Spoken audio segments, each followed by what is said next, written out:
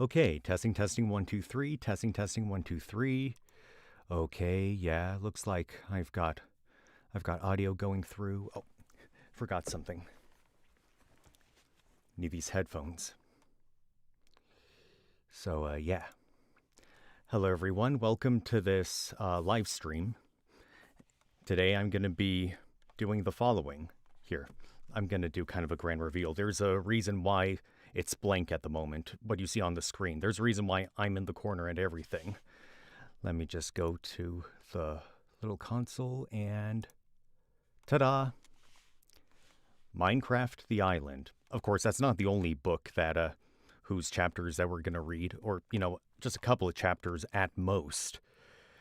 But yeah, I'm here because I'm going to be reading this out loud along with these other books. In fact, I should probably go get them. I just realized that they aren't near me, so apologies for that. Just bear with me at the moment. It's been quite a while since I've done this, so please forgive me for any kind of like weird cringy moments. But yeah, just give me a moment. I'm gonna put my keyboard on the book for a little bit.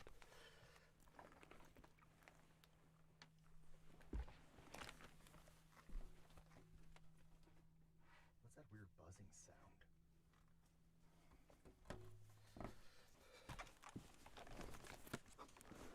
Okay, I'm back. Gotta put these puppies on.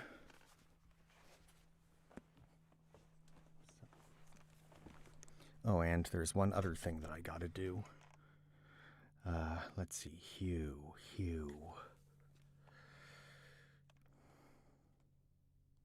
Change the lights. I don't know how much of a difference this is gonna make. In fact, come to think of it, I'm gonna put myself over here. Yeah, I think that's okay. Yeah. Okay, so yeah, the background is now blue.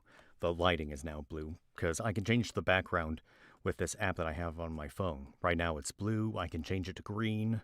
I can also change it to red. Of course, red's not as prevalent right now, is it? But anyway, so let's go back to blue. So, as I said before, we're going to be reading chapters from the Minecraft novels, or a handful of them. And to prepare for the occasion, I have this I Pork Chop Minecraft shirt. I think it was either my folks or my brother who gave this shirt to me a few years ago. So, yeah. Anyway, let me just remove the keyboard. These are some of the other books that I have in my possession besides Minecraft the Island. I've also got Minecraft the Shipwreck. Hang on. Minecraft the Voyage. I wonder if it took place before the shipwreck. Minecraft the End. Minecraft the Lost Journals. And Minecraft the Crash. So, yeah. I'm not sure if we'll be able to read chapters from all of these books, but I figured it'd be fun to give you a taste of the kinds of Minecraft books that are out there for people to enjoy. Yeah. I really ought to make more space on my desk.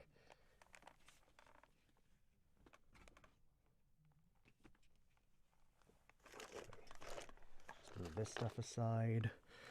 Okay, cool.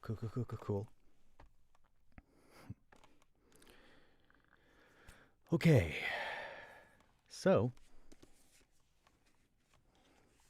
yeah, we're just kind of chilling for a while, waiting for other people to show up, if possible. I mean, I want to start without anyone, but at the same time, I don't want to, if you're watching this live stream after the fact, and, I haven't started reading the book yet, feel free to fast forward. You're not really missing much at the moment. I'm still kind of figuring out the ins and outs of live streaming. I mean, after all, it's been a while since I've done this. I think it's been several months, actually. Yeah, it must have been earlier this year. Like, like a quarter of the way through 2021, I want to say. Those live streams are now set to unlisted because I'm trying to go for a different kind of approach when it comes to this channel.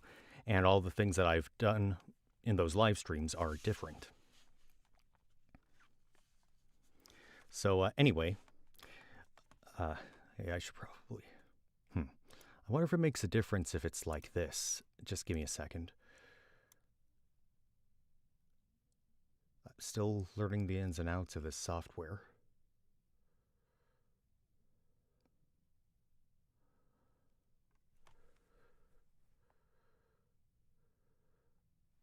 Okay, good. Just wanted to... I wasn't sure if my OBS setup was visible or not. And I don't want it to be visible. So, yeah, this is Minecraft the Island, written by Max Brooks. I actually did a review on this book, and I didn't really like it a whole lot, but there were some things that I did like about it. If you haven't seen that review yet, I'll leave a link in the description below or somewhere in the corner. I haven't really decided yet. But in the meantime, here we go. This is Minecraft the Island by Max Brooks, author of World War Z.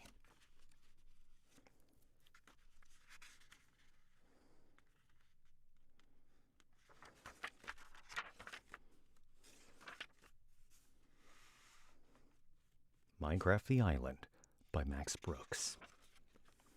To Michelle and Henry, who keep me from being an island.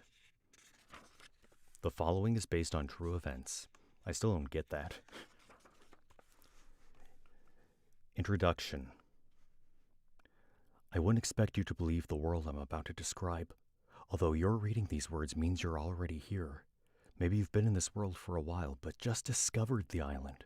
Or maybe, like it was for me, the island is your introduction to this world. If you're alone, confused, and scared out of your mind, then you're exactly where I was on my first day. This world can seem like a maze, and sometimes like a bully. But the truth is that it's a teacher, and its trials are just lessons in disguise. That's why I've left this book behind, so my journey can help you with yours.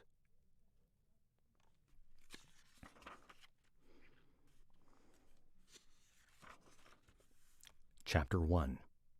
Never Give Up. Drowning! I woke up underwater, deep underwater, and this was my first conscious thought. Cold, dark. Where was the surface? I kicked in all directions, trying to find my way up. I twisted and turned, and then I saw it. A light. Dim, pale, and far away. Instinctively, I shot for it, and quickly noticed that the water around me was growing brighter. That had to be the surface, the sun. But how could the sun be square? I must be seeing things, maybe some trick of the water. Who cares? How much air do I have left? Just get to it, swim! My lungs ballooned. Little bubbles escaping from my lips, racing me for the distant light. I kicked and clawed the water like a caged animal. Now I could see it, a ceiling of ripples coming closer with each desperate stroke. Closer, but still so far away. My body ached, my lungs burned. Swim! Swim! Crack! My body writhed as a sudden jolt of pain shot from toes to eyes. My mouth opened in a choked scream. I reached for the glow, grabbing for breath, for life. I exploded into the cool, clean air. I coughed. I choked. I wheezed. I laughed.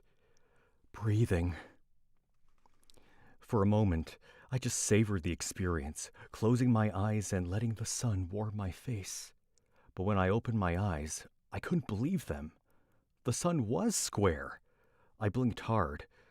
The clouds, too?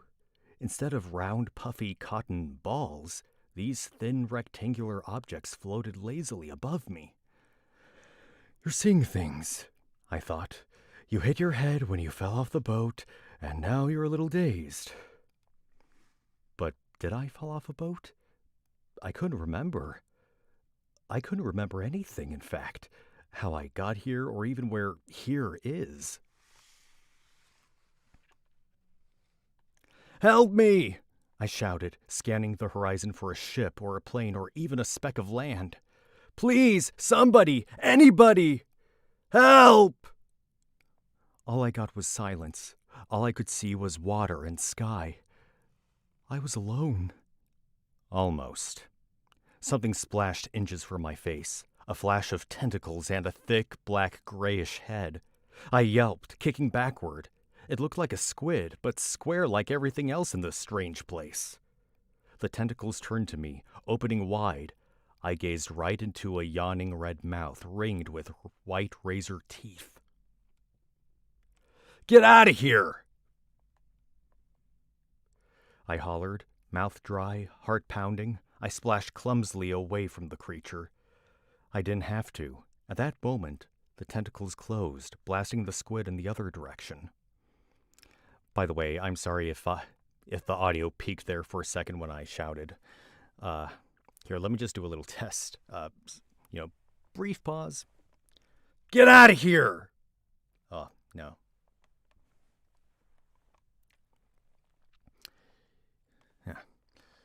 Yeah, normally... Get out of here! Oh yeah, I was much further back that time. And I have a little audio device, audio interface that says when my audio levels are good. Like right now, whenever I talk, the color green pops up. And whenever I get too loud, it becomes red. That lets me know that the audio peaked. So for any and all lines in which I need to shout, I'll be sure to go like this from now on. Like this! So, yeah. Anywho. Let's see. The other direction.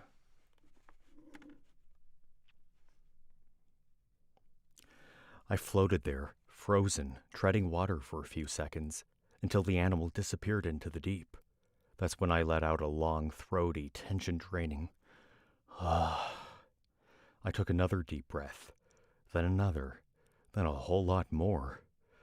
Finally, my heart settled down. My limbs stopped jerking, and for the first time since I woke up, my brain switched on. Okay, I said aloud. You're way out in a lake or ocean or whatever. No one's coming to save you, and you can't tread water forever. I did a slow 360 turn, hoping to see some thread of coastline I missed before. Nothing. In desperation, I tried one last scan of the sky. No planes, not even a thin white trail. What sky doesn't have those trails? One with a square sun and rectangle clouds. The clouds!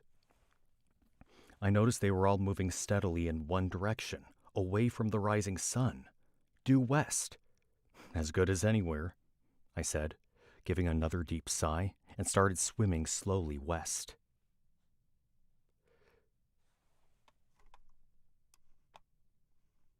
Sorry, I was just checking something. It wasn't much to go on, but I figured the wind might help me along a little bit, or at least wouldn't slow me down. And if I went north or south, the breeze might slowly blow me in an arc so I'd end up swimming in circles. I didn't know if that was really true. I still don't. I mean, come on, I'd just woken up, probably with some kind of massive head injury, at the bottom of an ocean, and was trying really, really hard not to end up back there. Just keep going, I told myself.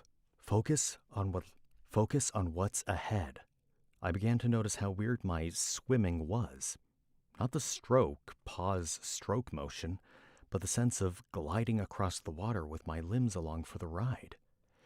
Head injury, I thought, trying not to imagine how serious that injury might be. One good thing I noticed was that I didn't seem to be getting tired. Isn't swimming supposed to be exhausting? Don't your muscles burn and quit after a while? Adrenaline, I thought, and try not to imagine that emergency gas tank running out. But it would. Sooner or later I'd lose steam, cramp up, go from swimming to treading water, then from treading water to floating. Of course I'd try to rest, bobbing up and down to conserve energy. But how long could I keep that up? How long before the cold of the water finally got to me? How long before, teeth chattering, body shivering, I finally sank back down into the darkness? Not yet! Not yet! Dang it, it's still a little too loud. I apologize. Not yet! So yeah, I might have to be a little closer to the microphone now. Should really do something about my hair. It keeps wanting to get in my face. Not yet! I blurted out. I'm not giving up yet! Shouting out loud was enough to perk me up. Keep focused. Keep going. And I did. I kept swimming with all my might. I also tried to be uber aware of my surroundings. Hopefully I would spot the mast of a ship or the shadow of a helicopter, but at the very least it would take my mind off my current predicament. Oh, shoot, forgot to move the book. I apologize. I was just so in the moment.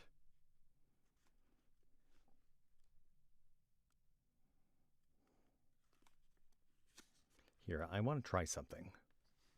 Just bear with me for a moment.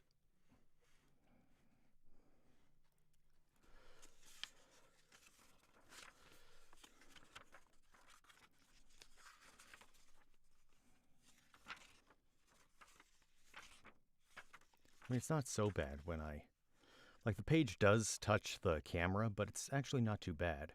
However, it needs to refocus. So, let's see, is this it?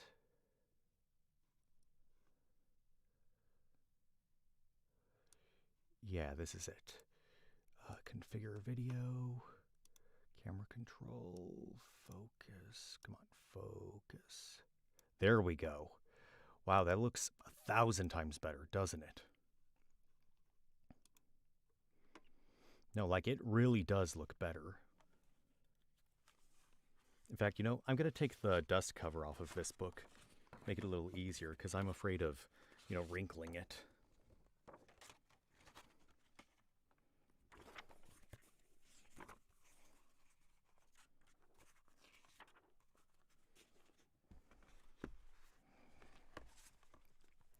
Oh, plus I can read the book off the screen. That would make it kind of easier for me to keep track, too. Is there a bit of latency now? I think there is. Weird. And I did. I kept swimming with all my might. I also tried to be uber aware of my surroundings. Hopefully I would spot the mast of a ship or the shadow of a helicopter, but at the very least it would take my mind off my current predicament.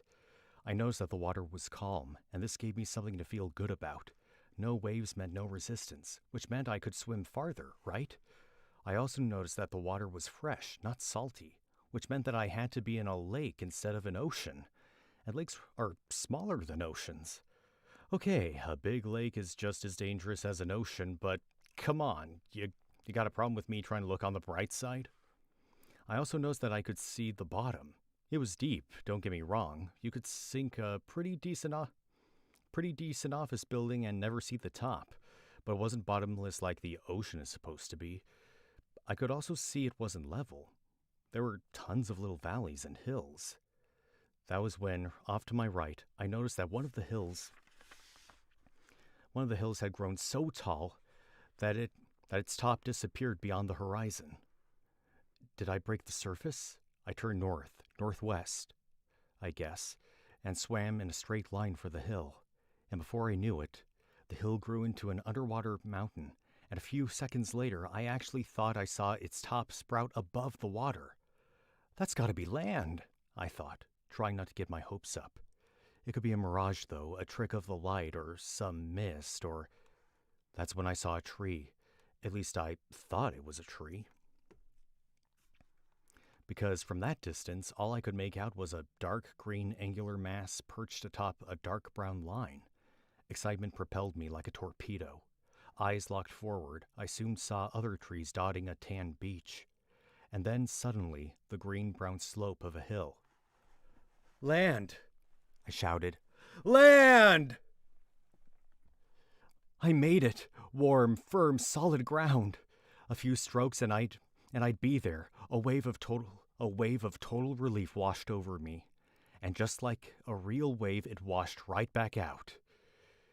I barely had a second to celebrate before the island came into full view. By the time I reached the shore, I was just as confused as the moment I'd woken up. The island was square, or rather, it was made of squares. Everything. Sand, dirt, rocks, even those things I first thought were trees. Everything was a combination of cubes. "Okay," I said, refusing to believe what I was seeing. "Just need a minute is all. Just a minute." Standing in waist-high water, breathing, blinking, I waited for my eyes to clear. I was sure that any minute, all those harsh right angles would return to soft, curvy normalness. They didn't. "Gotta be the head wound," I said, wading ashore. No problem. Just make sure you're not bleeding too bad," and instinctively my hand went up to find the supposed injury, and as it came up in front of my face, I gasped. "What?" There was a fleshy cube at the end of my rectangular arm, a cube that wouldn't open no matter how hard I tried. "Where's my hand?" I shouted, my voice rising in panic. Head swimming, throat closing, I looked nervously down at the rest of me. Brick-shaped feet, rectangular legs, and shoebox-shaped torso, all covered and painted on clothes. "What's wrong with me?" I hollered at the empty beach. "This isn't real!" I screamed, running back and forth, trying to tear the painted clothes off my body. Hyperventilating, I rushed back to the water, desperate for the calming reflection of my face. Nothing greeted me. "Where am I?" I shouted to the shimmering sea. "What is this place?" I thought of the water, of how I'd woken up. But had I? "This is a dream," I said, relief breaking into my panicked voice, reaching for the only thing I could think of. "Of course!" And for a second, I almost pulled myself together. "Just a crazy dream, and soon you'll wake up and..." And what? I tried to imagine waking up in my home, in my life, but it was all gone. I could remember the world, the real world of soft round shapes, of people and houses and cars and lives. I just couldn't remember me in it. My vision narrowed as an invisible fist closed around my lungs. Who am I? Tension pulled up through the veins in my neck. I could feel the skin on my face, the roots of my teeth. Dizzy, nauseous, I staggered back against the base of the hill. What was my name? What did I look like? Was I old? Was I young? Looking down at my boxy body, I couldn't determine anything. Was I a man or a woman? Was I even human? What am I? The thread snapped. My mind collapsed. Where? Who? What? And now the final question. Why? I screeched up at the bright, square sun. Why can't I remember? Why am I different? Why am I here? Why is all this happening to me? Why? Sorry about that last peeking part. All I got back was silence. No birds, no waves, not even the rustle of wind through those angular excuses for trees. Nothing but pure, punishing silence. And then... The sound was so small I wasn't sure I'd heard it. I definitely heard it that time, and felt it too. It was coming from inside me. My tummy was rumbling. I'm hungry. That was all I needed to break my downward spiral. Something to do, something simple and clear to focus on.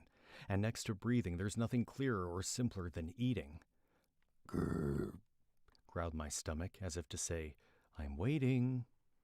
I shook my head violently, trying to get the blood back into my cheeks, and looked down at my body to see if I had anything I'd eat. If I had anything to eat. I'd been so shocked the first time I'd seen myself that I might have missed something earlier. Maybe if I had a waterproof phone in my pocket or... Ah, hello there.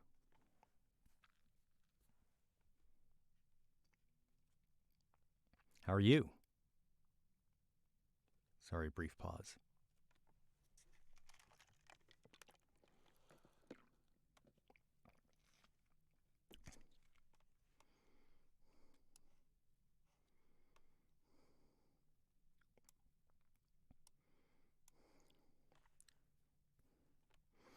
Nice, nice.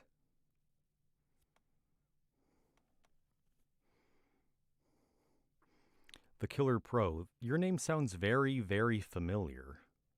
You've attended one of my streams before, haven't you?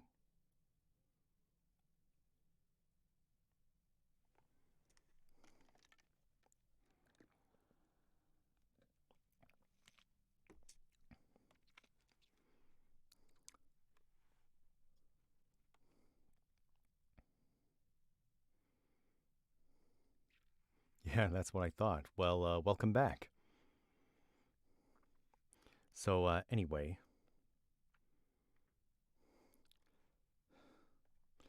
I shook... Oh, yeah, I remember. Anywho, I'll get back to the reading.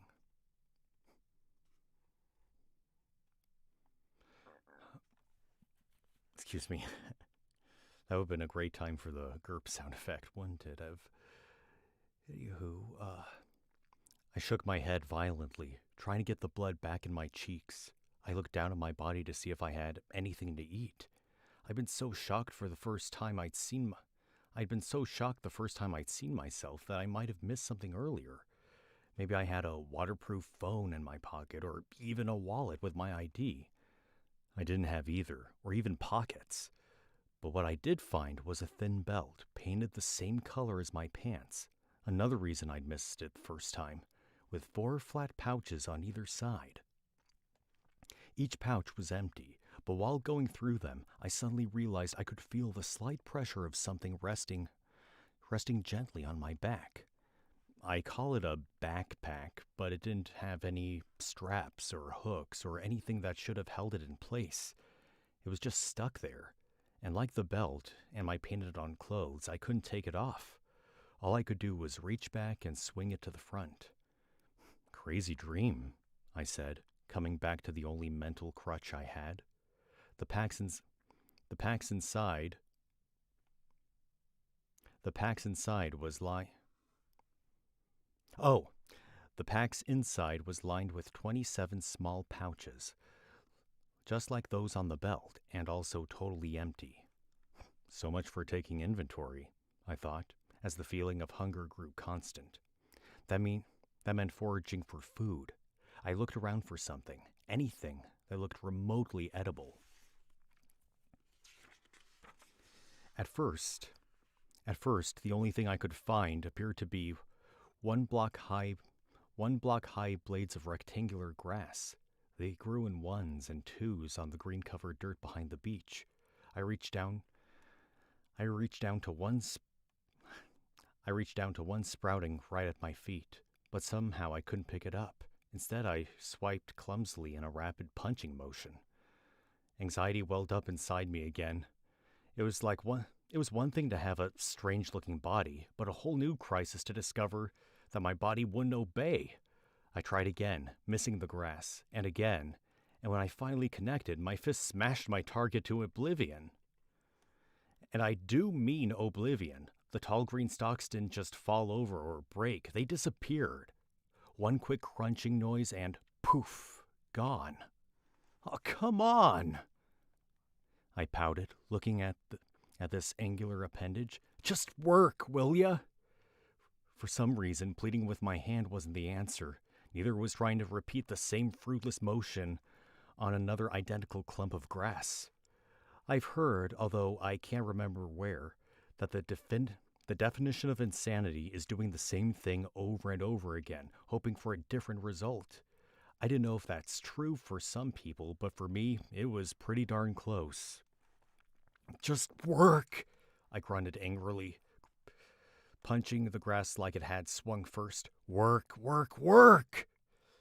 It was starting again, the mental slide. My mind was balancing on a thin tightrope at that moment, and I really needed some kind of win. I didn't get one exactly, but I did break the cycle by accidentally, literally breaking the ground. On the fourth try, I hit so hard and for so long that I didn't only destroy the little green blades, but also knocked away a whole block of dirt beneath them. Whoa, I stammered, frustration replaced with curiosity. At first, I didn't see the block, just the block-sized hole it disappeared into.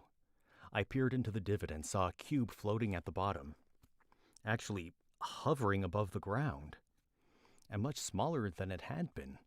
I reached in to pick it up and didn't get halfway there before it flew up at me. I stumbled back with a surprised "Whoa!" and looked down at the cube in my hand. It felt like dirt, coarse and dry with a few little pebbles on it. I tried squeezing my hand and felt it give without crumbling. I brought it to my face and sniffed. It smelled just like dirt. I sniffed again and suddenly felt comforted. Everything was alien up at that point. Everything around me, including me. This one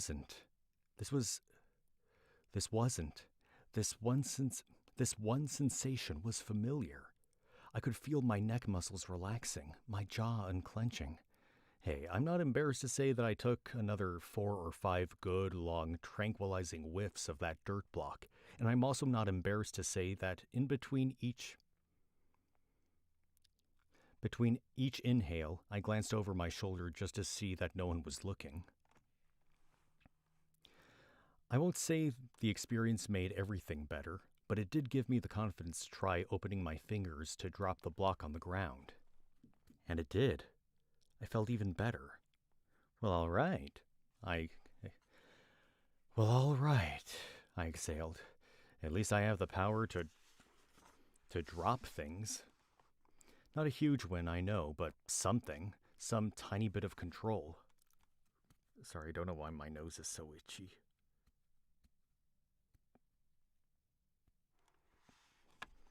Here,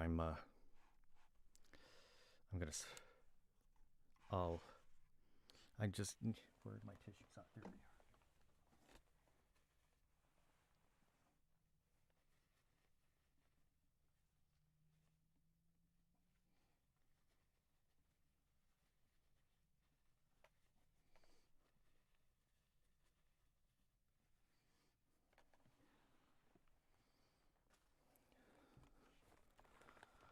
Okay. Well, let me get my mouse out of the way. Sorry about that.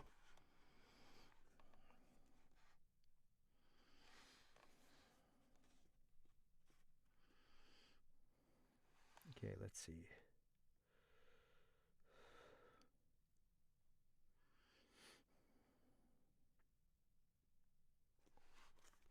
Sorry, I was trying to remember where we were.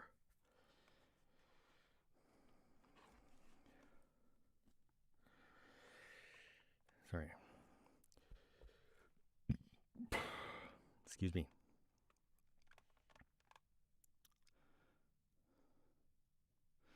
I watched the little dirt cube hover at my feet for a second. Then reached out to pick it up again. I didn't flinch the second time it jumped to meet me.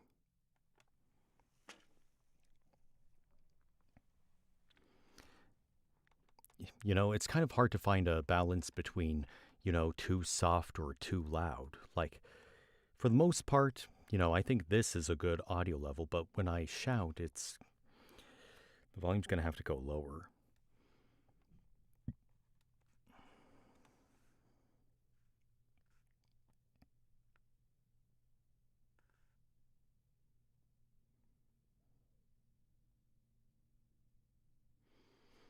Let's see. Try and move the cube down the pouches.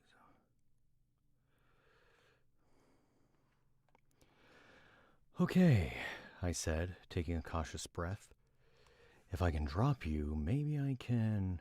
I moved the cube down to one of the pouches on my belt and sighed deeply as it obediently dropped inside. So, I said, smiling at the belt, stuff, well, dirt at least, shrinks small enough for you to carry it. Weird, but maybe useful in this dream. I couldn't say world yet. I was still way too fragile. Grrr, bubbled my stomach, reminding me it was still there. Right, I said, and took the cube back out of my belt. And since I can't eat you and can't think of a reason to carry you around, I held the shrunken box out of the hole where I dug it up, and maybe a pace or two away, it jumped right out of my hand, swelled back into its original shape, and snapped into place as if nothing had happened. Well, almost nothing. Digging it out had taken off its green cover. I hummed, and tried digging it up again. Sure enough, a few punches drove it right into my hand, and when I put it down this time, I tried setting it next to the hole instead of inside it. Again, it sprang back to its normal size, sitting securely on the ground.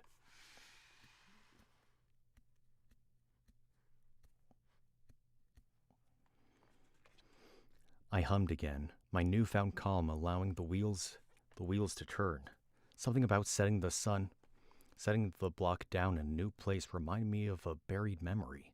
I don't think it was a memory specific to me, but rather to the not dream world. Something about little kids playing with blocks, making things, building. If everything here is made of blocks, I said to the newly replanted cube, and all these blocks keep their shape, could I stack them into things I want to build? Grrr, came a particularly angry protest from down south. Right, I told my stomach, turning to the block, said, maybe later, I gotta eat. I figured I'd give the grass one more try before moving on. I'm glad I did. On this fifth attempt, the vanishing clump left a collection of hovering seeds. Finally, I thought I'd try picking them up. Oh wait, finally, I thought, and tried picking them up. One weird minor quirk of this dream was that I could only grab all 6 seeds at the same time and wasn't able to hold them individually. Another weird and ridiculously major quirk that I wasn't able to... Another weird and ridiculously major quirk was that I wasn't able to consume them. My hand just froze there, inches from my mouth, and wouldn't let me eat. Really? I said, and tried to move my face to my hand instead. That doesn't work either. Like an invisible force field was holding them apart. Really? I repeated sarcastically, feeling all the frustration and anger rising up. Fine. My arm cocked to throw the seeds away. What stopped me was the block of dirt I'd just been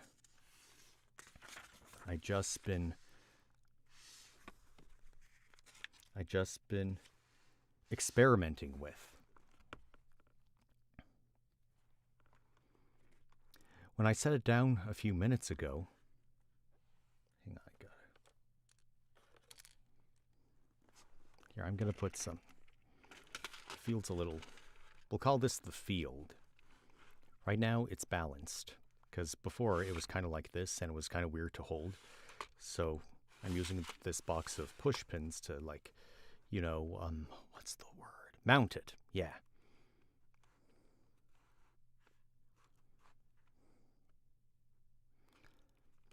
When I'd set it down a few minutes ago, the green cover top was missing. Now it was back. The turfy layer had regrown. That fast? I thought, looking down at the seeds. Do all plants grow that fast? Maybe I could try planting these seeds. And boy, did I try. I tried every way I could think of. I dropped the seeds back onto the ground, but they just hovered.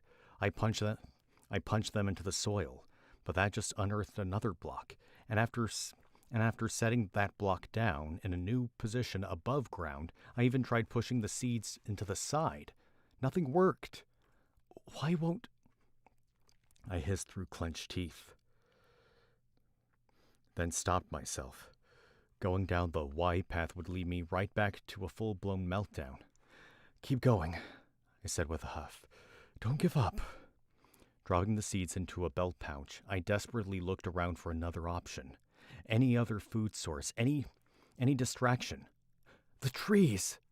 I ran over to the closest one, trying to peel away sections of the bark. Do people eat bark? Maybe, but I couldn't. My hands wouldn't let me grab the light and dark striped brown cover. They also wouldn't let me climb the waist-thick trunk up to the square bunches of small mini-cubed leaves. I didn't give up. I couldn't afford to. If this is a dream, I said, then I can just fly up and get some. Fists raised, eyes up, I leapt into the air and came down just as quick. But in that crucial moment, suspended in midair, something truly magical happened. I tried punching at the leaves above me, and even though they were a block or two away, I felt my fist impact. I began hesitantly striking up above me. I can reach! Sure enough, though my actual arm didn't stretch from 4 full block lengths away, I could still hit the dappled cubes above my head. I can reach! I shouted and began bashing at the leaves. Creeping insanity faded with each empowering punch. Yeah! I belted as the first cube vanished, dropping a red, shiny, semi-rounded fruit into my hand. That's what I'm talking about! And this time my body let me eat. Maybe that's the key, I thought, crunching on the fruit's crispy sweetness and feeling the juice run down my throat. Maybe my hand will only let me eat what's edible. It might not have looked exactly like an apple, but it tasted just like one. And if I thought the scent of the earth was comforting, this new sensation was so overpowering I actually felt a sting at the corner of my eyes. Keep going, I said, as the entire apple disappeared into my welcoming stomach. Never give up. Without realizing it, I just learned something. Call it a mantra or a life lesson or whatever, but they were words to live by, and they'd be the first of many on the strange, and they'd be the first of many on this strange and wonderful journey. Never give up.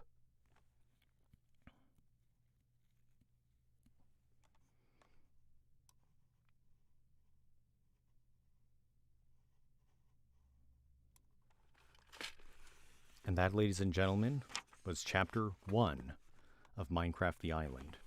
Here, I need to take a look at something. Let's see.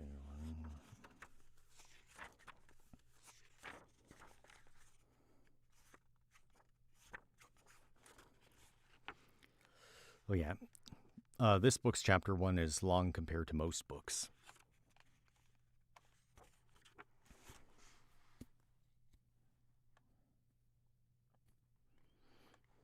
So we'll read another chapter from this book, and then we'll move on. How does that sound?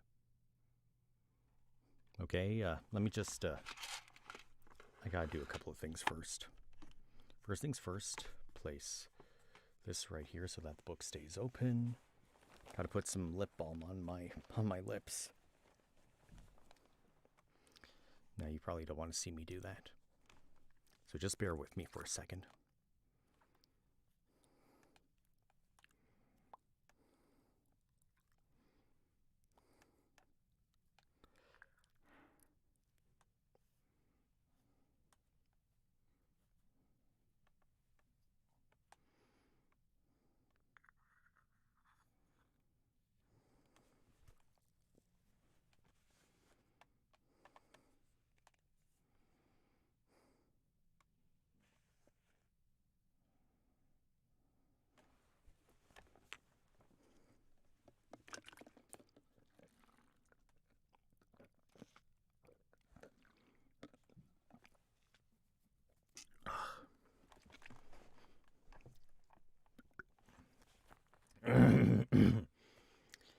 Man, I hope that cough wasn't too loud.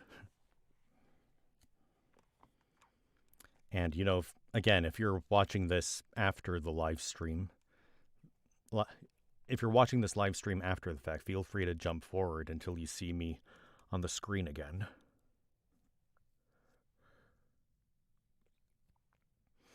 Because, you know, I don't want to bore you guys with, like, stuff not happening.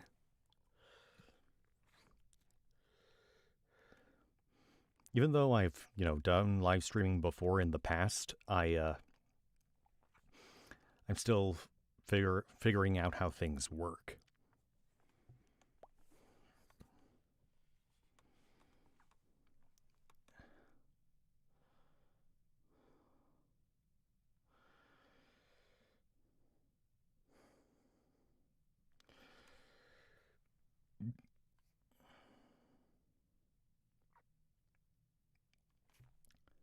You know, I want to try something.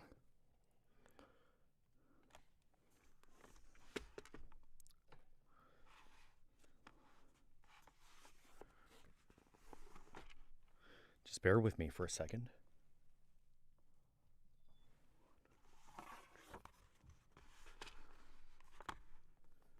All you need is love.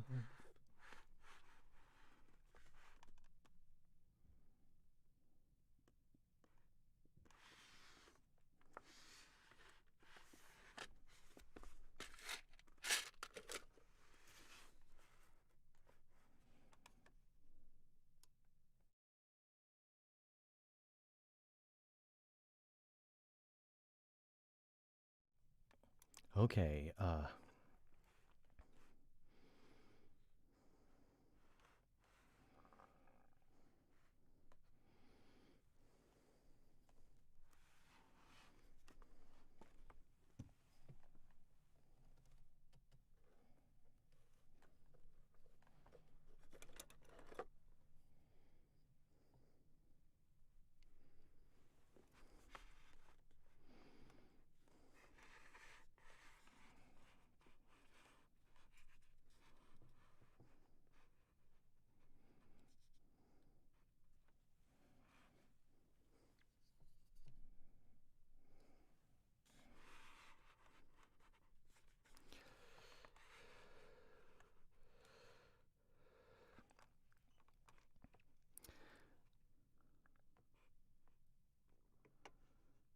okay, I just gotta do this.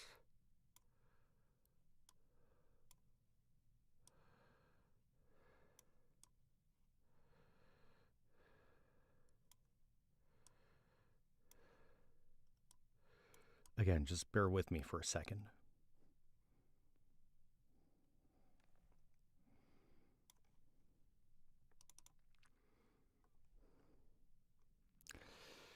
Here, I want to change the aspect ratio.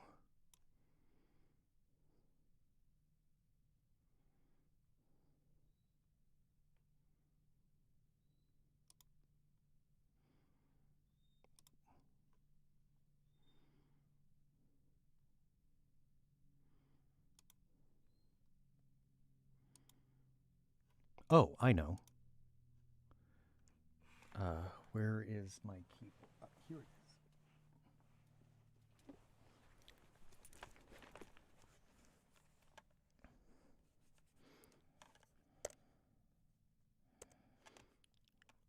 Okay.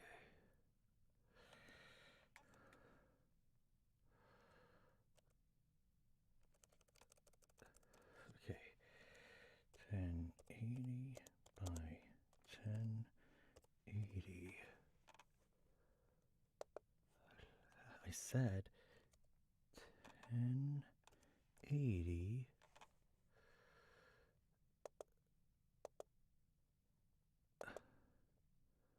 Wait, what was the default size?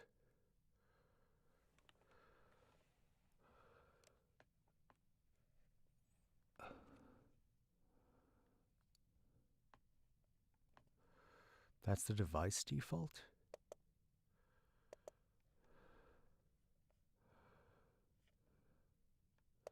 Pardon me, I'm just experimenting. What does this do?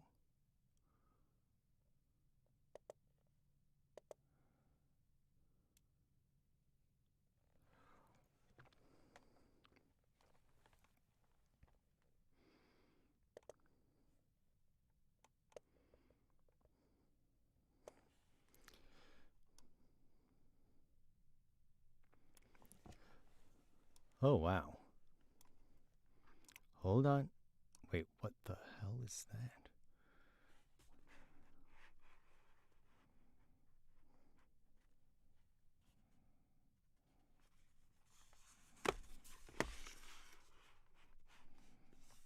Oh, the push pins. I totally forgot. Push pins. I just remembered I gotta reset the video settings. Okay, turn that off.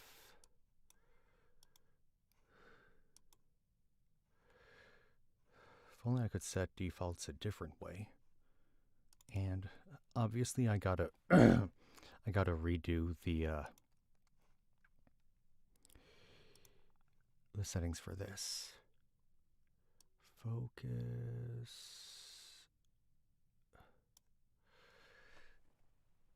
Pardon me, it's a little hard to tell.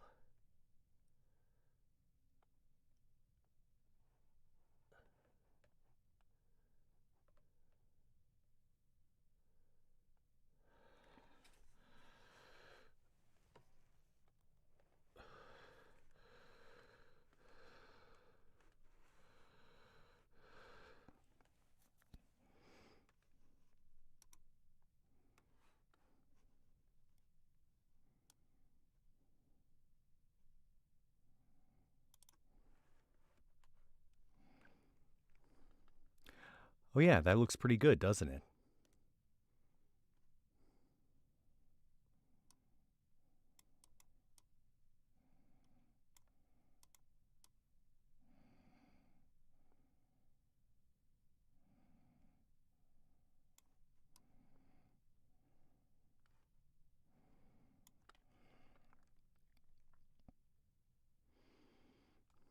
Okay. Again, I'm still learning.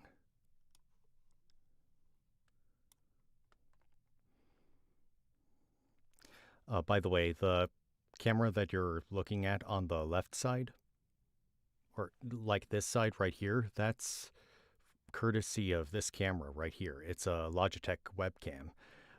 This camera right here, that's my built-in Surface Pro webcam. That's how I'm able to do this sort of thing. Man, I can't believe I haven't thought of this sooner. Seems to be a recurring thing in my life, figuring things out, like, much later than I should have. Just realized that I didn't set my phone to mute, and I really should have. Don't want any interruptions or whatever.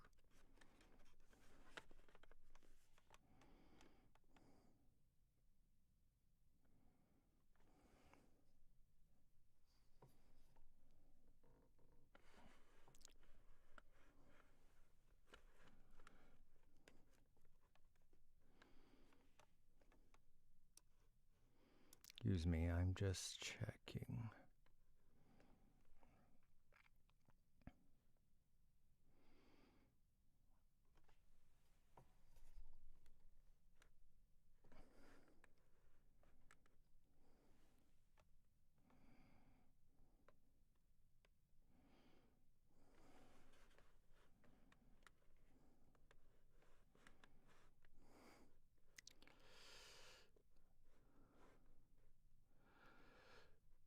Okay, I think that should be a good enough setup, right?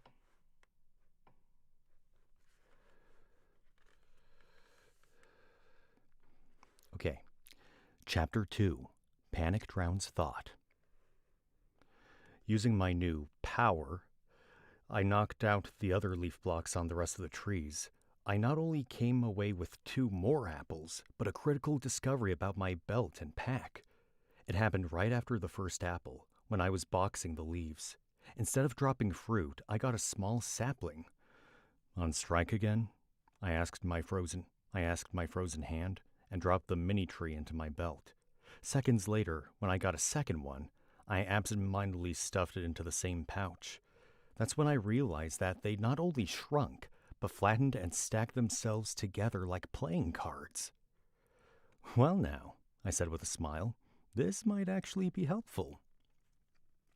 That turned out to be an understatement. By the time I'd finished stripping all 3 trees, I managed to stack 12 compressed saplings in just one compartment. And I might add, at 0 weight. Oh, wait. I just realized I didn't shift this book over. They not only shrunk, but flattened and stacked themselves together like playing cards. Well now, I said with a smile, this might actually be helpful. That turned out to be an understatement. Hang on, I gotta do something else.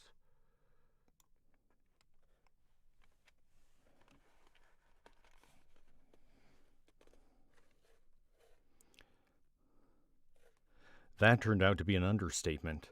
By the time I'd finished stripping all trees, I managed to stack 12 compressed saplings in just one compartment, and, I might add, at 0 weight. Looking over at the additional pouches in my pack, I thought, I can carry a whole warehouse full of stuff.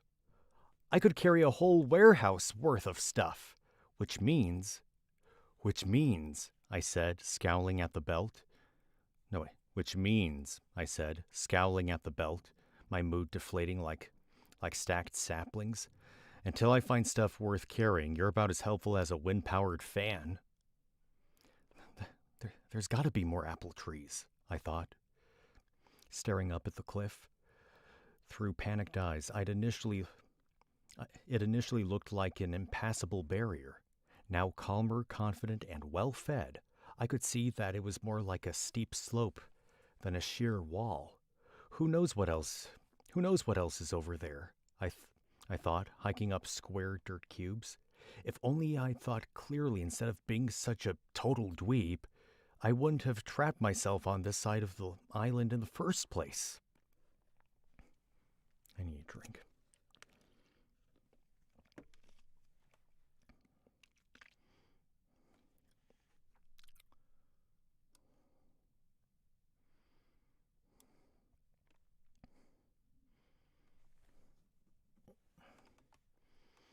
In fact, maybe it wasn't an island after all. Maybe this beach was the start of a whole continent. Don't get me wrong, I hadn't abandoned the notion of all this being just a dream, but still, part of me couldn't help wishing to come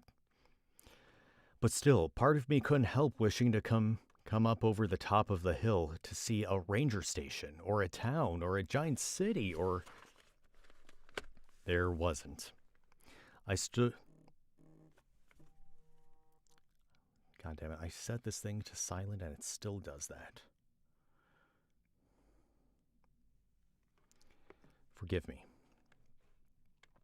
There wasn't. I stood on the even green summit and stared with crushing disappointment at the rest of the uninhabited island. The land stretched out like a claw, 2 wooded pincers nearly enclosing a round, shallow lagoon.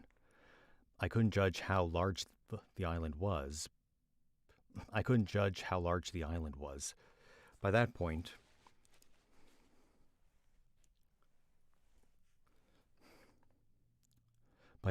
I still wasn't very good at measuring by blocks. But it couldn't have been too big because I could definitely see the end of it under the late afternoon sun. And with the sinking orange square, so went my spirits as well.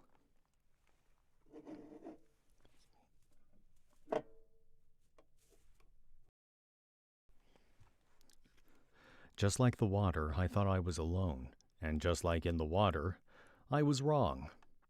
Mrrr. The sound made me jump. What? I said, nervously looking all around. Who's there? Mrrr. Came the sound again, pulling my eyes to the base of the hill. It was an animal, black and white, with a body as rectangular as its surroundings. I picked my way down the western slope, which was easier and more gradual than the treacherous eastern side.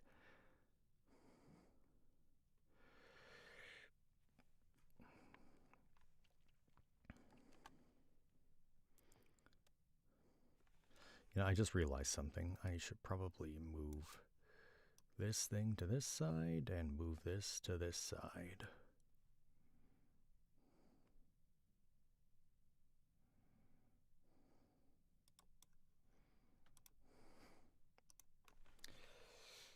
really hate when my hair does this. Does it want to go to this side? Is that it? Well, it's a little better. Anywho, wait. I picked my way down the western slope, which was easier and more gradual than the treacherous eastern side, and walked right up to the fearless creature. Studying it more closely, I could see that it wasn't entirely black and white. Gray horns, pink inside the ears, and a pink shallow sac below the stomach. "You gotta be a cow," I said, and the moo I got was the best sound I'd heard all day. "You don't know how happy I am to see you," I sighed. "I mean, hey, I know it's still just a dream and all. But it just feels so good not to be—" The word stuck in my throat, stinging my nose and eyes. "Alone." "Meh," answered the cow. "Wait, what?" I asked, steeping closer. "Are you, like, bilingual, or—" "Meh," said the animal, but not the one in front of me. I looked up and past the cow toward the sound's true owner. It was rectangular, duh, but a little shorter and practically all black. I'd almost missed it in the dim light of the early morning. I'd almost missed it in the dim light of the early evening. Now, as I approached the darkening woods, another animal, as white as the clouds above, stepped out from behind its black twin. Despite their straight, flat outlines, I could see the barest details of woolly coats.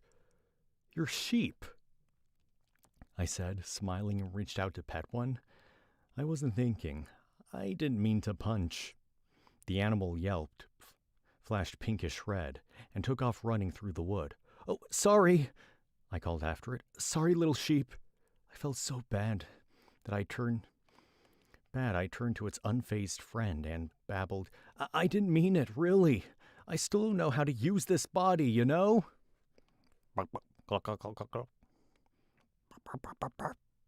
Came an answer to my left. Two small birds, each about a block high, were pecking at the nearby ground.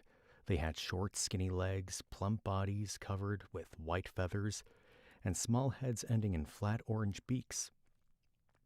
"I'm not sure if you're chickens," I told them.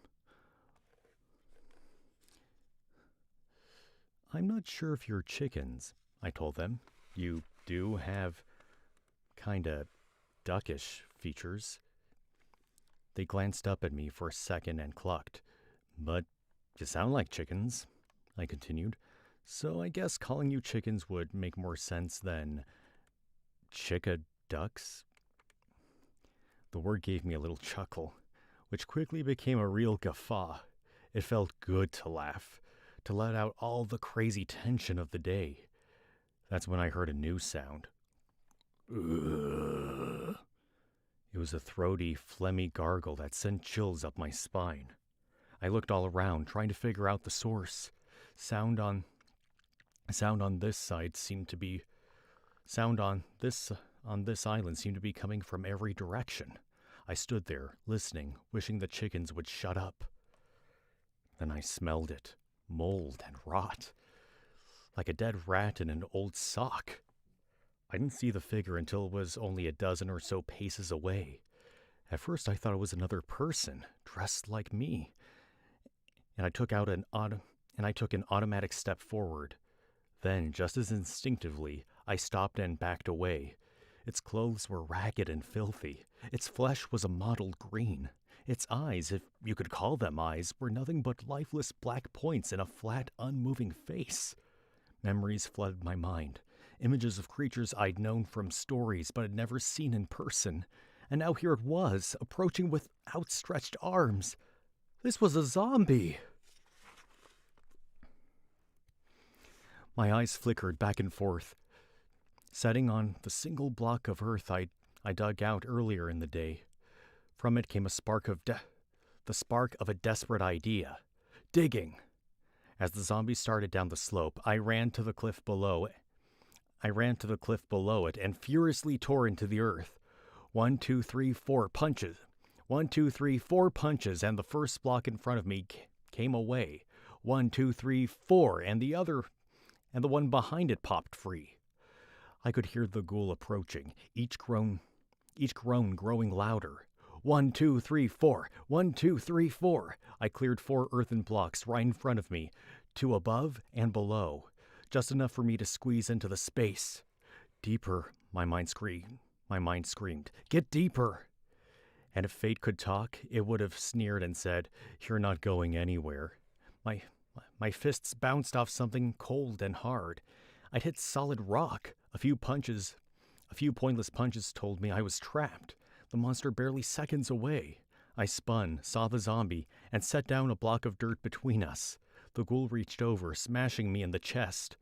I flew back, hitting the stone cliff. Chest aching, gasping for breath, I jammed the second cube on the top of the first. Darkness fell. I was buried alive. My tomb shut out light, but not sound. Zombie moans still rang in my ears. What if I could dig? What if I'd only delayed death by seconds? Go away! Go away! I shouted helplessly. Please, just leave me alone.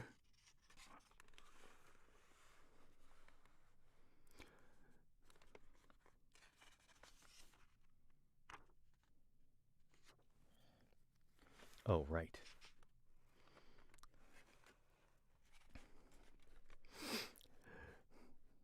Gagging growls answered. Please, I pleaded. Unfeeling, uncaring, unstoppable moans answered. Wake up, I whispered. I've got to wake up. Wake up, wake up. In desperation, I started jumping up and down, hitting my head against the ceiling, trying to jolt myself awake. Wake up, wake up, wake up! I fell back against the stone wall, head throbbing, eyes burning, chest heaving in rapid, panicked sobs. Why? I whimpered. Why can't I wake up? And just then, the zombie barked a deep, violent groan. Because it's not a dream. No, the creature wasn't talking to me. I'd put words in its decayed mouth, words that I knew I needed to hear. This isn't a dream, I imagined hearing from the mobile corpse. And it's not an injury or a hallucination. This is a real place, a real world. And you're going to have to accept that to survive. You're right, I said to the ghoul, knowing I was talking to myself, but still thinking that talking to a dead guy was somehow saner. This isn't happening in my head. This is happening. The fragment of a half-remembered song floated through the fog of my amnesia. Something about finding yourself in a strange place. I couldn't remember all the lyrics, but one stuck clearly in my mind. And you may ask yourself, well, how did I get here? I don't know, I admitted. I don't know how I got here or even where here is. Another planet, another dimension? I don't know, but I know there's no point in denying it anymore. And with that acceptance came this huge wave of calm. And with the calm came a new mantra. Panic drowns thought, I told the zombie. So it's time to stop panicking and start figuring out how to survive. And that was chapter 2 of Minecraft, The Island. And again, I did a review of this book on my YouTube channel. I'll either, like, put up a card on this video, or I'll put up a link in the description. Maybe both. But, yeah, here, I'll be right back.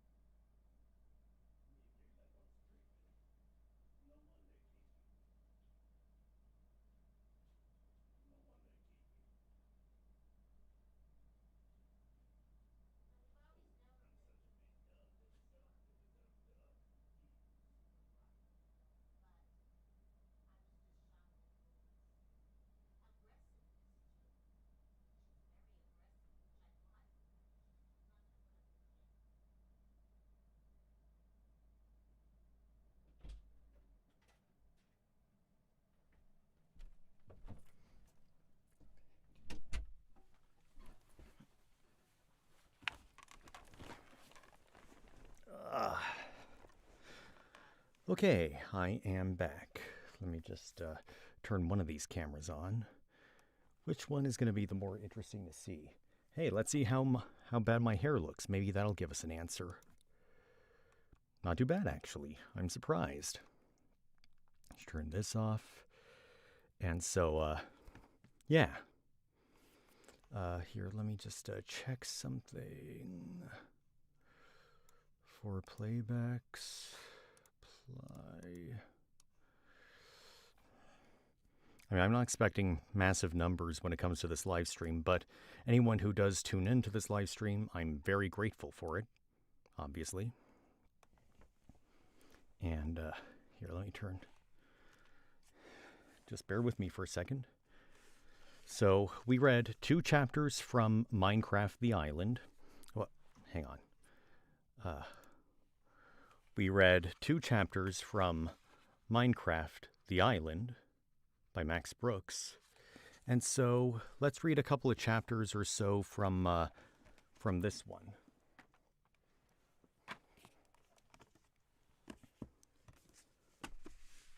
Minecraft, The Crash by Tracy Baptiste.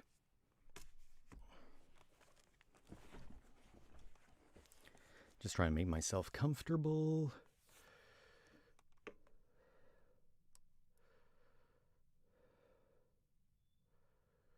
Oh, I see.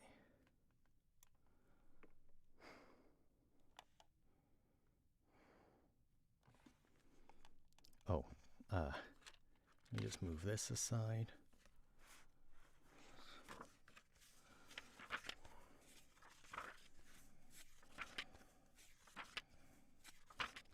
Excuse me a second.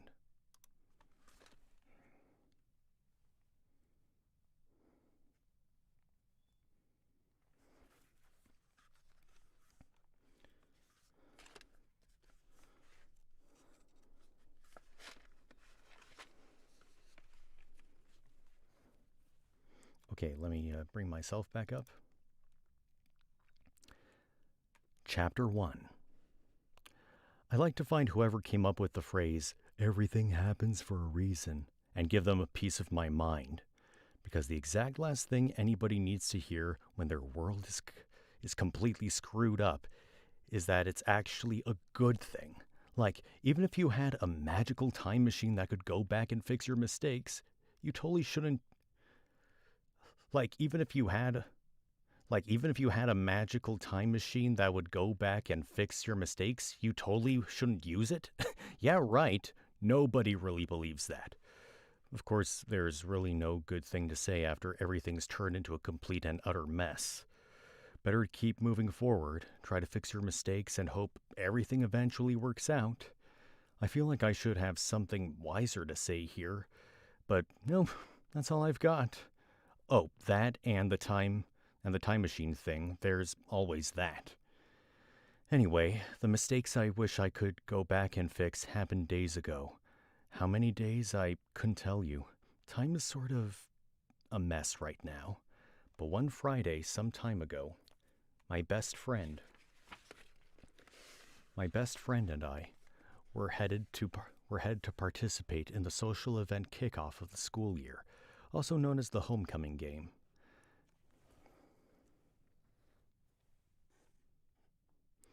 I convinced Lonnie to go with me, even though neither of us were sports fans. We were gamers, really. Sports outside of a video game was not high on our list of priorities. But I figured homecoming was one of those hallmark high school experiences they make a big fuss about in the movies. Why not check it out?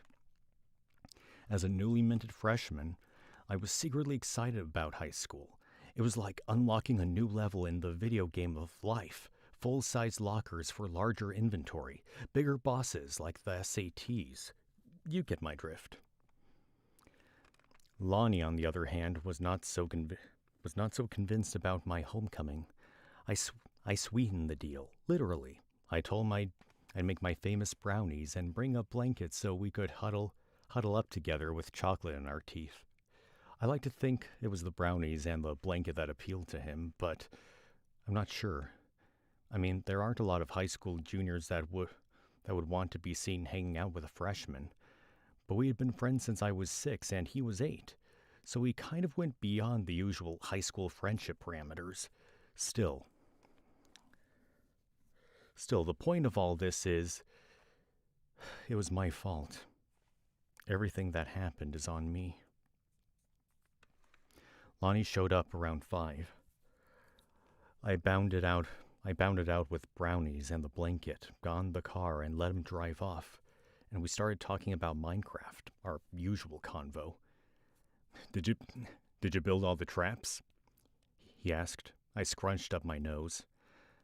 I hadn't, mainly because I forgot. Actually, I thought it would be better to build up on the base instead. I decided to make the floor of the of the greenhouse glass so you can look down on everything.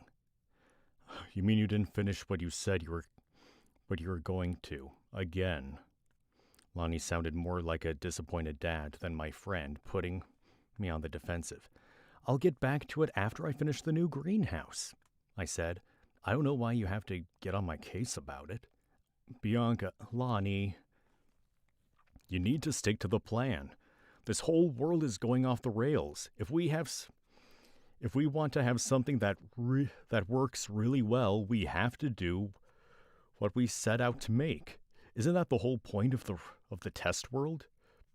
Perfect it in there and then move it to the real game?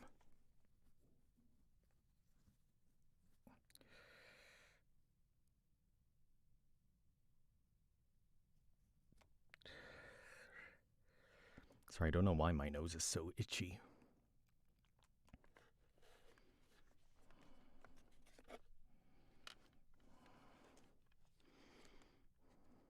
Oh, I just realized something else. Sorry.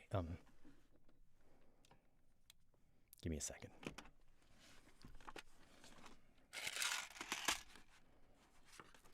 I should remove the dust jacket.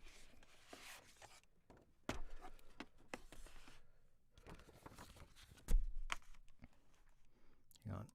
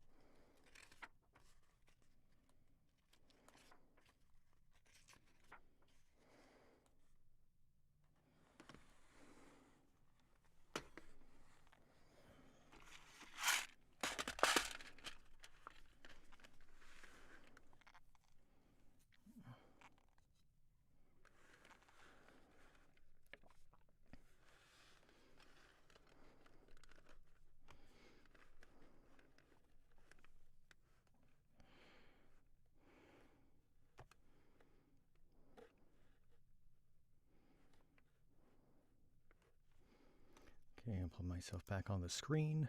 Okay, hey, I'm back. You need to stick to the plan. Oh wait, I read that part already.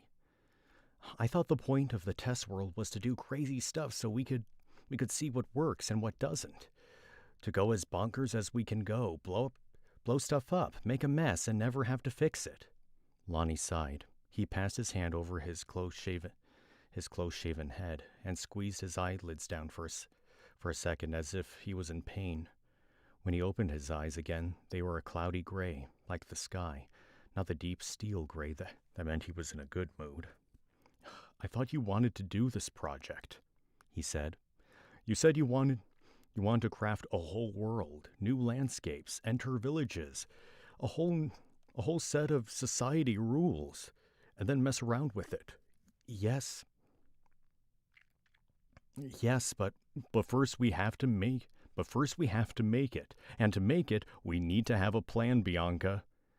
I didn't mean for us to fight. I wasn't sure what to say to get him to stop breathing heavily like he was. Hang on. What the heck is going on? Sorry about that.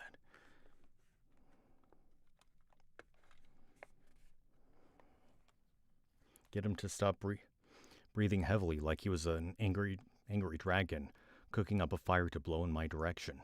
You never follow the plan. First you say you want to do something, and I say, okay, here's the plan. Then you say, great plan. And then you don't even pretend to do what I outlined. Oh, so this was going to be a full-on fight. But here I am being your chauffeur, he added. You just got your license. You need the practice, I said. Plus, think of all that horizon expanding you'll be doing by finally going to an actual sporting event. Since when do you like sports? He asked. I shrugged. Since it's my first time ever going to a big school thing, and I want to see what it's like to be out with the masses. Masses. Masses is just another word for mobs. Trust me, high school is not all that it's cracked up to be. He turned, screeching down West Elm Road. West Elm Road. Where is this? Where's the stupid field again? Two streets down and then a right. 2 streets down and then a right, I said smugly. He pulled up at the light and revved the engine. Even his body movements seemed annoyed. I sucked in my top lip and chewed on it. As I pulled out one of my cornrows, wrapped and unwrapped it with my finger. You know, they're bulldozing the playground, I said suddenly. The light changed and he lurched forward. So? Do you want to see it before everything's gone?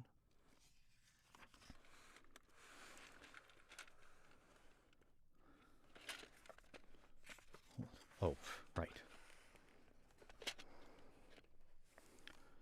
What for? Because it was the scene of our greatest adventures? I asked. Because it'll never look like that again? Because it was our place first? Yeah, sure. Do you remember how to get there? Do you remember how to get there? I teased. He turned his steel gray eyes on me, and I grinned. I knew that look. It meant that our little fight was over. Instead of turning right on Grandview, he turned left. The playground already looked like a ghost town. The swing seats were gone, and all that was left was the A-frame, mottled blue from the fading and peeling paint. The rope bridge was lying in half in the black rubber mulch. The rope bridge was lying... black rubber mulch, one end still attached to what used to be the climbing wall, when all the foot and hand rests were still attached.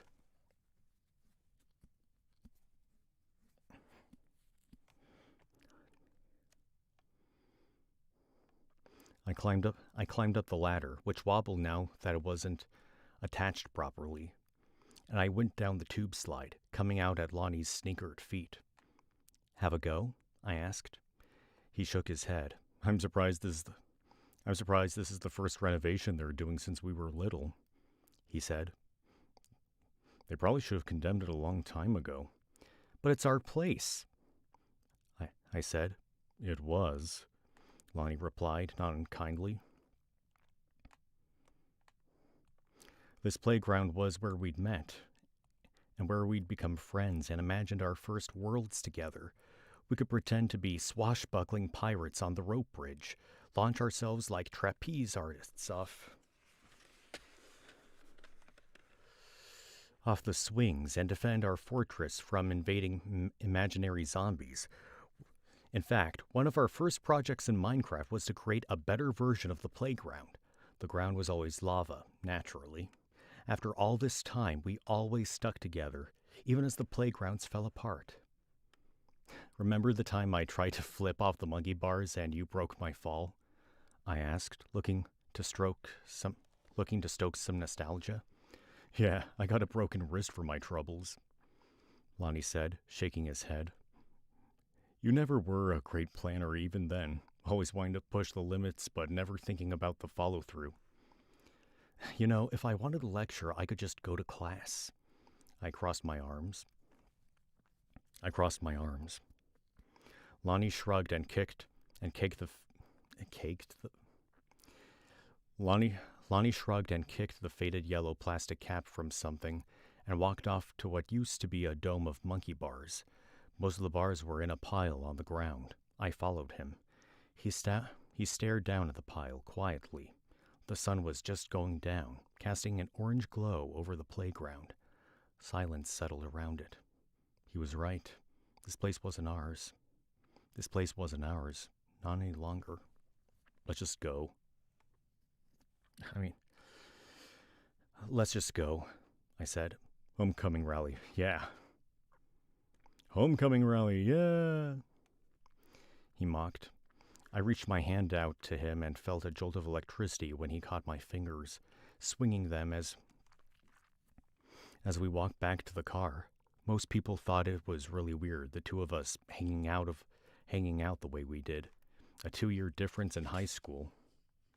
A 2-year difference in high school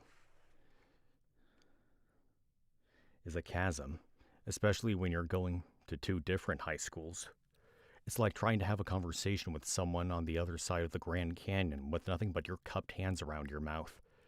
He turned over the engine and made a U-turn on the tiny street, then peeled off. I pulled out my phone and loaded the Minecraft app.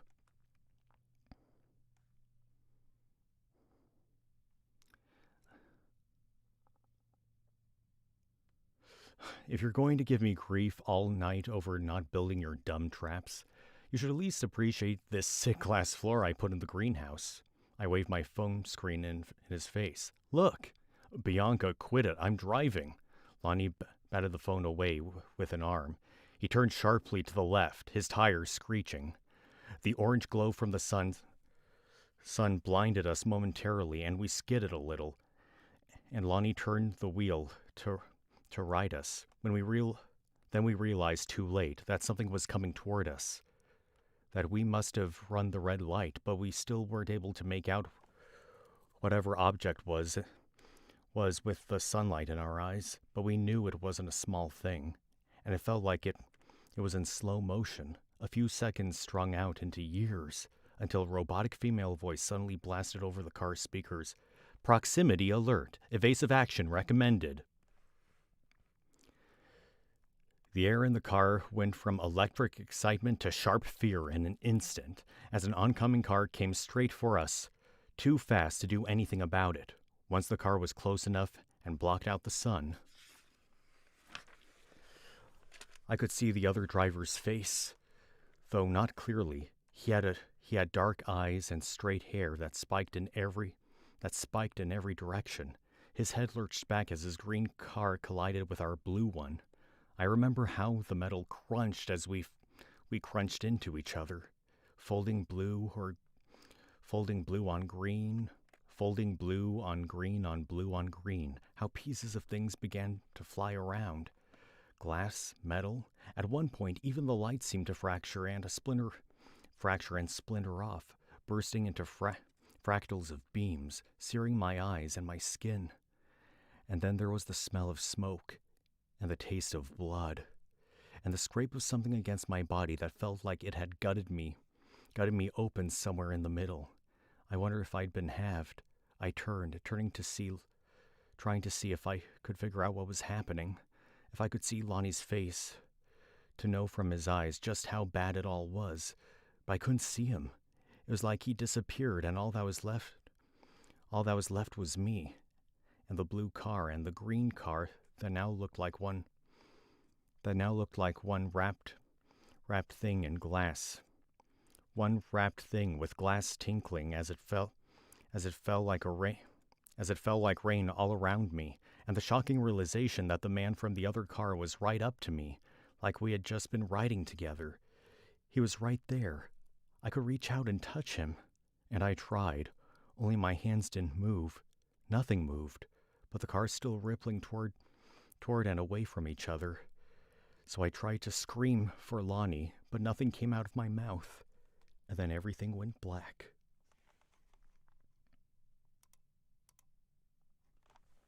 See what I did there?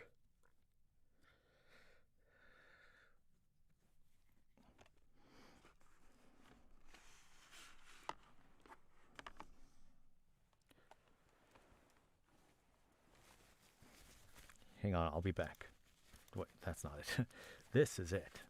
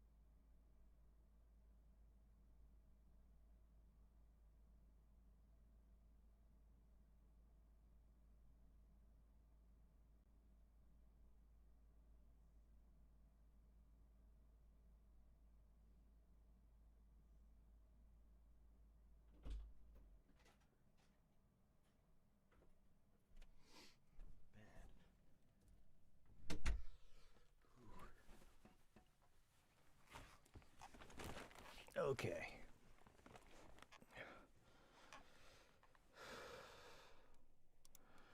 Okay, he's back.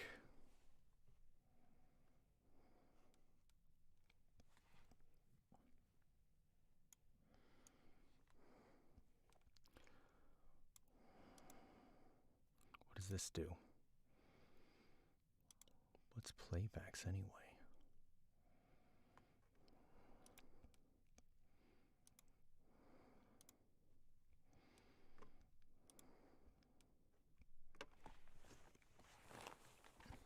Where's my lip balm? Here's some.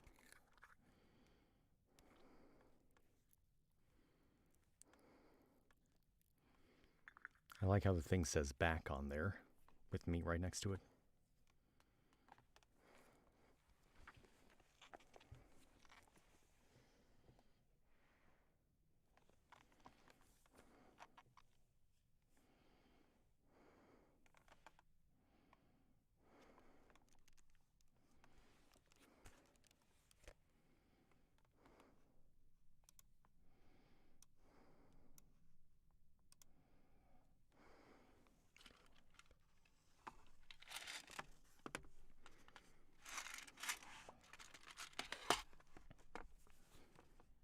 Hang on, put that there.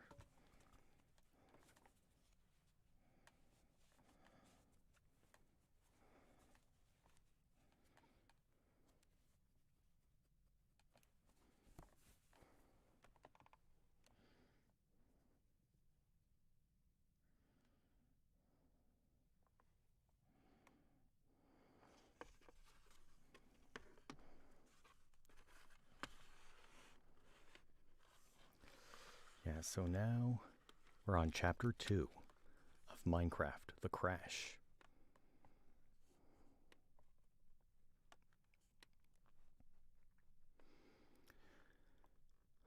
There was a halo of light over me. I panicked for a moment until I realized it was just a street lamp. I must have been lying on the ground, only I couldn't feel anything. Not the ground, not my body. I couldn't even move. I tried to say something, but my mouth didn't work either. A woman with a blonde ponytail leaned over me, frowning. She looked up and mouthed something to someone I couldn't see. No, she was talking, but I couldn't hear her. I couldn't hear anything. Only my eyes seemed to be working, and even that. Everything was dim, restricted, as if I could only look up. I tried to move something, anything. A finger, my tongue. Nothing worked. I wondered if I was dead, and my spirit was just hanging out for a bit before it went to wherever spirits go. Maybe it was stuck, too, and couldn't move. Maybe we were both paralyzed. The blonde lady was wearing a shirt that had a patch that read, Holy Angels Hospital Emergency Medical Technician. She seemed to be moving her hands over my body, doing I don't know what, because I still couldn't feel anything or move my eyes enough to see. I wonder if we were still at the site of the accident, if Lonnie was nearby, if he was in the same shape as me, if the other driver was there too, if he could feel anything, if my parents or my sister knew where I was, if this was where I'd die. My vision wobbled and shifted, as if I was being moved. The halo of light from the street lamp was gone. Above me, the sky was much, much darker than it was when Lonnie and I left the park. I tried to think of how long it takes for the sky to get so dark. A few minutes? Hours? How long had I been there? Then my other senses started to come back. First the EMT's voice rang out over me. Get her in the rig! Behind that was the sound of sirens, people shuffling about, shouting things I couldn't make out, and the unmistakable sound of metal warping. I heard the crunch of gravel underfoot and the click of something snapping in place beneath me. I was being moved, slowly and smoothly. The stars twirled, Smell came next, a burst of pungent smoke and acrid rubber, sweat, and something earthly. Then I tasted blood in my mouth. I moved my tongue and tried to feel around. Everything was tender, and I felt jagged pieces against the tip and bare spaces of swollen gums. More sounds, screaming, crying, moaning. The car's alarm was going off as the robo voice calmly intoned that help was on the way.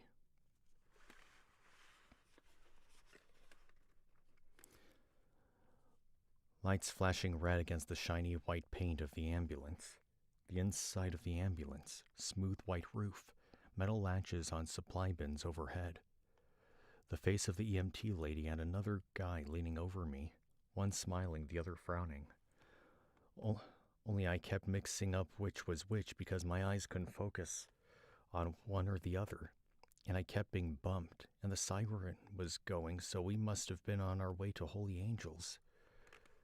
We hit a smooth, straight patch of road, and my vision became less jangly. It was the man. The man was smiling. Next, I was lifted out, and the smell of antiseptic immediately washed over me. The hospital lights were a bright white. Someone should tell them it wasn't soothing. They should get halo lights like the ones out on the street. I closed my eyes and heard squeaky, sneakered feet running beside me as the wheels on the gurney swiveled and bumped over the hospital floor. I saw the light still beaming down through my eyelids. I could tell every time someone leaned over me because they cast my face in shadow. Suddenly, I started to feel again. It began like a wave at my extremities. My feet and hands felt like the skin had been peeled back. I could feel everything, and it was all pain. I screamed out, and the running picked up speed. The pain moved inward to my stomach, and then radiated out to the top of my head. There was nothing that didn't hurt. My legs, my arms, my torso, my neck, my head, my mouth, my eyes. I felt like I'd been through a grinder. I couldn't stop screaming, even though it hurt my throat even more. I couldn't stop. I think they were trying to make it stop. I could feel them moving me, jostling me, and I could hear them trying to tell me something, but I couldn't make anything out over the sound of my own screaming. I could only make out the way I felt, and the way everything hurt, and I thought, is this dying? I tried to tell them, make it stop. I tried to tell them, make it stop. Then everything did.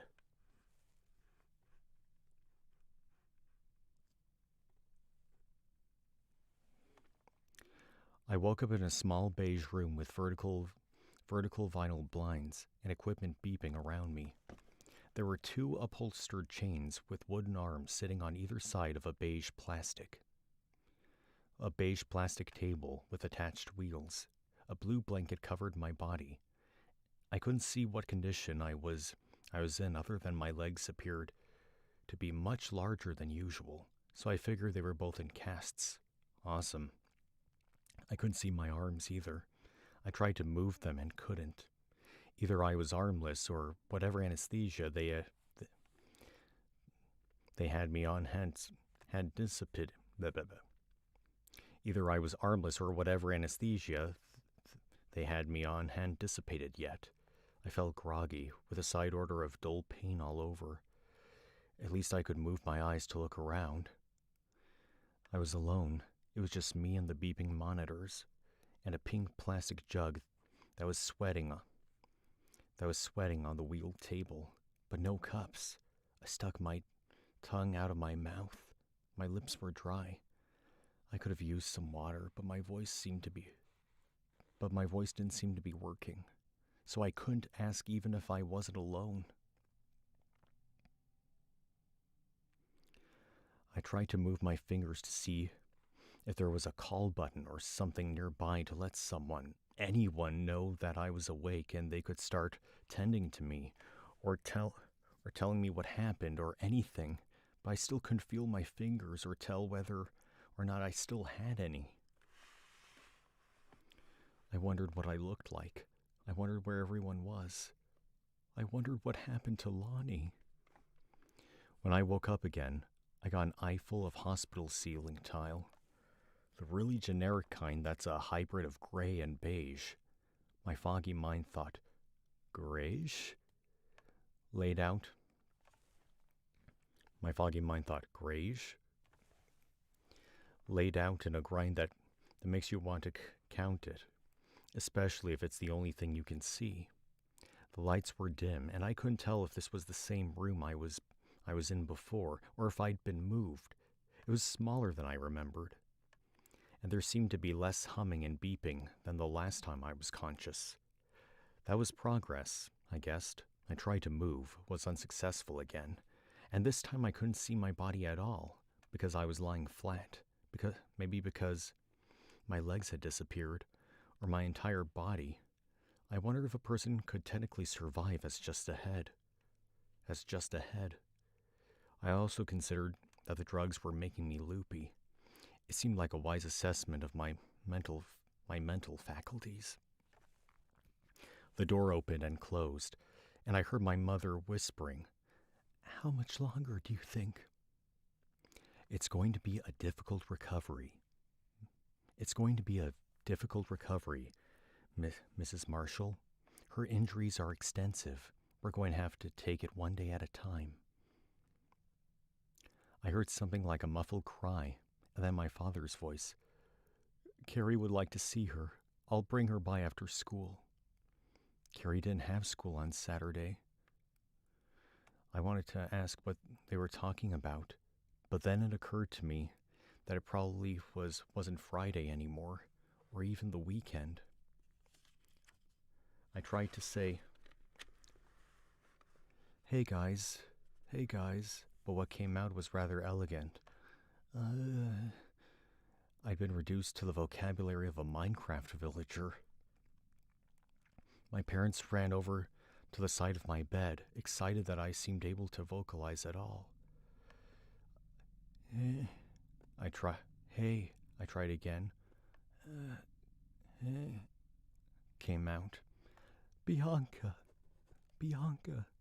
my mother said softly. Tears rolled down her face, tracing light brown tracks in her makeup. How are you feeling? My father asked. I tried to nod. It hurt. Next, a woman in a white coat came up, and my parents moved away. She had large, dark brown eyes and a black braid that came down over one shoulder. When she leaned in closer, her hair moved away from her name tag. It read Dr. Nay. "Hello, Bianca," she said. "Glad to see you awake." How long have I been out?" I tried to ask, but there was more moaning and some drooling, I'm sorry to say. My mother leaned in with a paper towel to catch the dribble, wearing her worried face. Hang on a sec.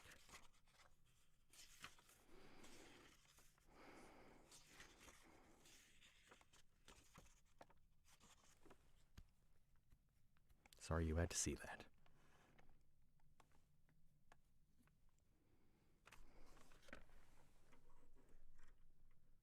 Oh wow, that is too bright.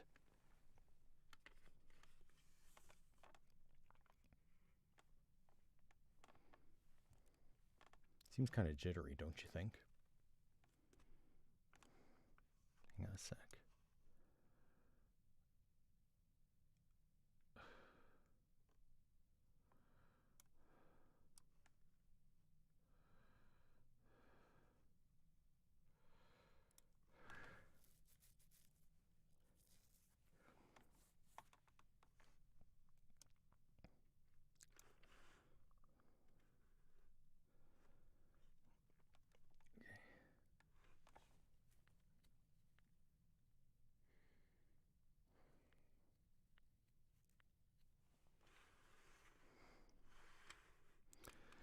It's been almost a week since your accident, Dr. Nay said, as if I were perfectly coherent.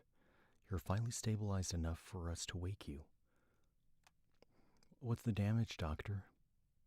Dr. Nate tapped a few buttons on her tablet, and a hologram projected from a camera attached to the tablet's edge.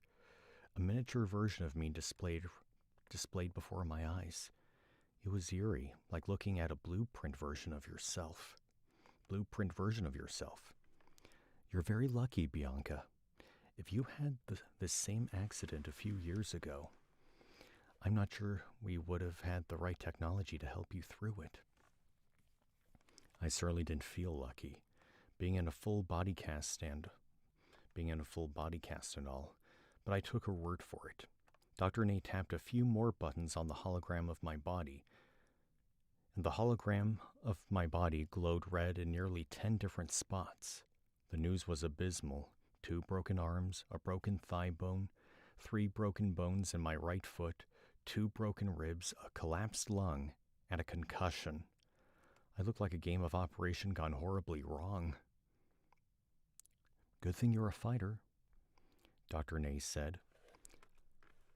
I didn't recall being aware enough to fight, or know who was around me, or even how I managed to get into this hideous little room that smelled of pine cleaner. Pine cleaner, medicine, and pee, which I hope was not my own, but I knew probably was. Dr. Nate leaned over me and adjusted the flow rate on my back that fed into an IV. I suddenly felt something on my right go colder, and I smiled again, able to feel my arm at last. The coldness spread and washed over me. Then more dullness descended like a fog. Dr. Nate continued talking over me to my parents. There seemed to be a lot to tell. I tried to follow along, but I was struggling to hear, and I was struggling to feel. I was just struggling, like swimming upstream against a strong tide. And then it was lights out again. I hate to keep doing this.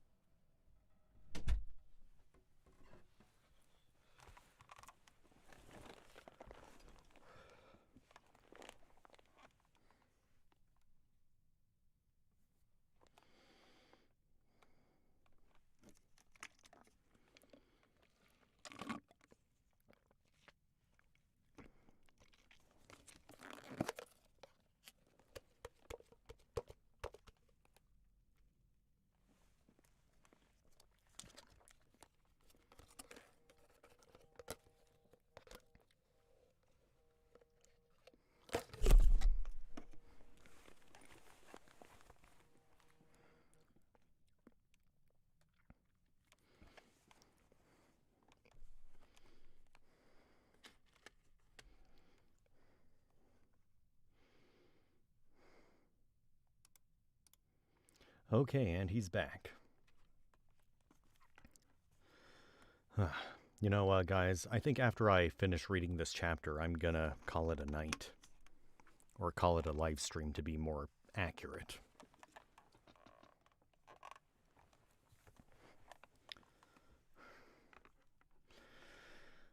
I'm a little bit out of practice when it comes to, reading chapters from a book in a live stream. But, to be fair, it's a good exercise for me. Because, I want to do voiceovers, among other.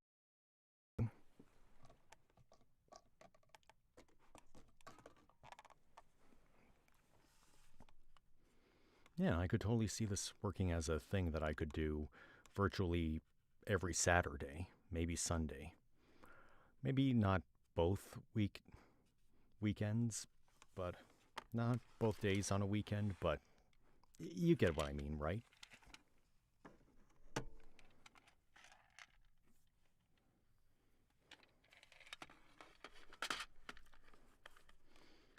Okay, so we're on this little thing down here. Hopefully the audio is good.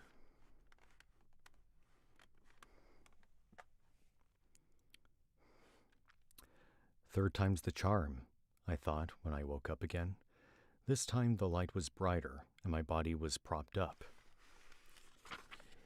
And I could see around the beige room with the covered chairs, the plastic table with the wheels, and the sweating pink jug again. Deja vu, except for my father, who was sitting in one of the chairs reading Infotech magazine. For an old guy, he's always on the cutting edge of all the newest tech stuff. Well, I guess it's his job. Hey, I said. This time it actually came out as a recognizable word, which surprised me, so I made a little sound that was half hiccup and half moan. Yeah, it was weird. It was as weird as you imagine, trust me. My father practically jumped out of the chair. Hey, he said, how are you feeling? I shrugged, or at least I thought I did. I don't think any part of me actually moved. Can I get something thicker, like to prop up my book?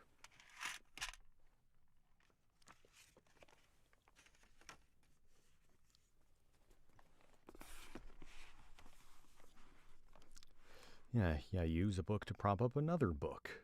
Go figure.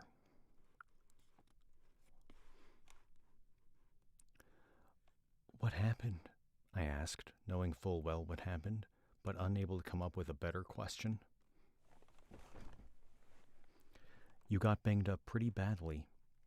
You got banged up pretty badly, he said in a low voice, as if saying it any louder might make things worse. He reached over to one beeping machine and touched the screen. It made me nervous, but nothing happened. You're going to be here a while, he sighed. You had a couple of surgeries, and there are some casts. He put his warm hand on my forehead. We had to get you a plastic surgeon, too, so the scarring won't be so bad. I must have flinched or something, and his face blanched. It's not so bad, and you'll be fine. You're out of the woods, as they say. He chuckled, wrapped his magazine on the plastic bed rail, and took a step back. He clearly didn't want to say any more.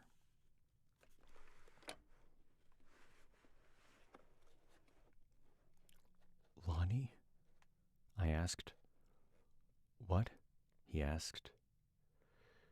His face looked totally pained. Then he blinked a couple of times and looked ill. Bianca. The door opened and Dr. Ney strode in. Good morning, Bianca. How are you feeling? Like I'd been hit by a car, I wanted to joke, but thought better of it. My father stepped aside so... Hang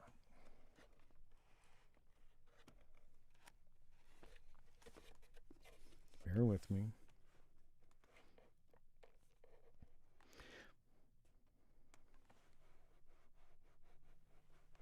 Cool. My father stepped aside so she could get closer. She took the stethoscope from around her neck and listened to my chest. Breathing's good, finally. Wasn't I breathing? When wasn't my breathing good? I wondered. She looked over at my father and nodded. She's a champ, this one. Then she turned to a tablet that she had placed on the table, tapped the screen a couple of times. Smurf me, blue and floating above the device, reappeared as Dr. Ney walked me through all the surgeries that happened while I had been out. All the tests are coming back better, she said. Now it's just a matter of recovery, which means you may be here at the hospital a while. My father looked at me with his sad eyes, and I felt my heart sink. How much was this going to cost us in bills? How much school was I going to miss? We've administered the strongest painkillers we can under the circumstances, the doctor continued, looking at my father. But the nurses say she's still waking up every few hours, trying to move. She's at the most we can safely give her right now, which is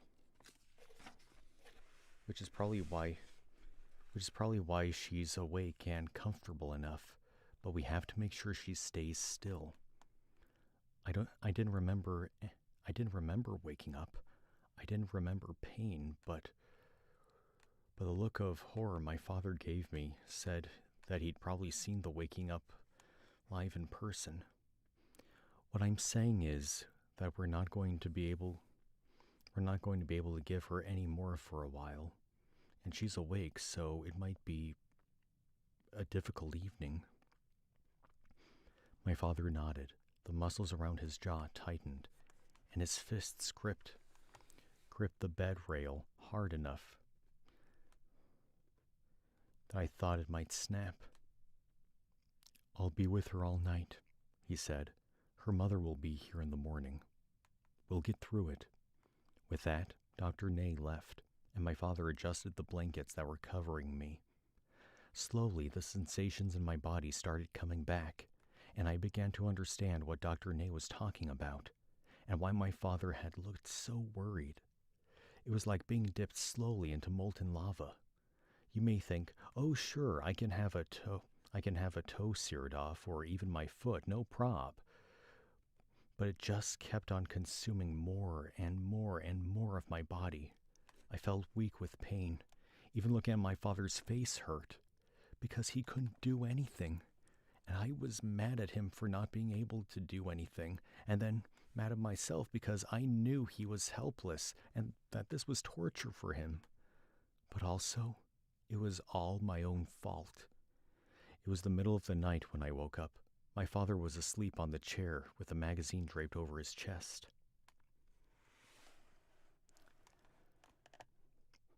His shoes were off, and he was snoring loudly, and he was snoring lightly.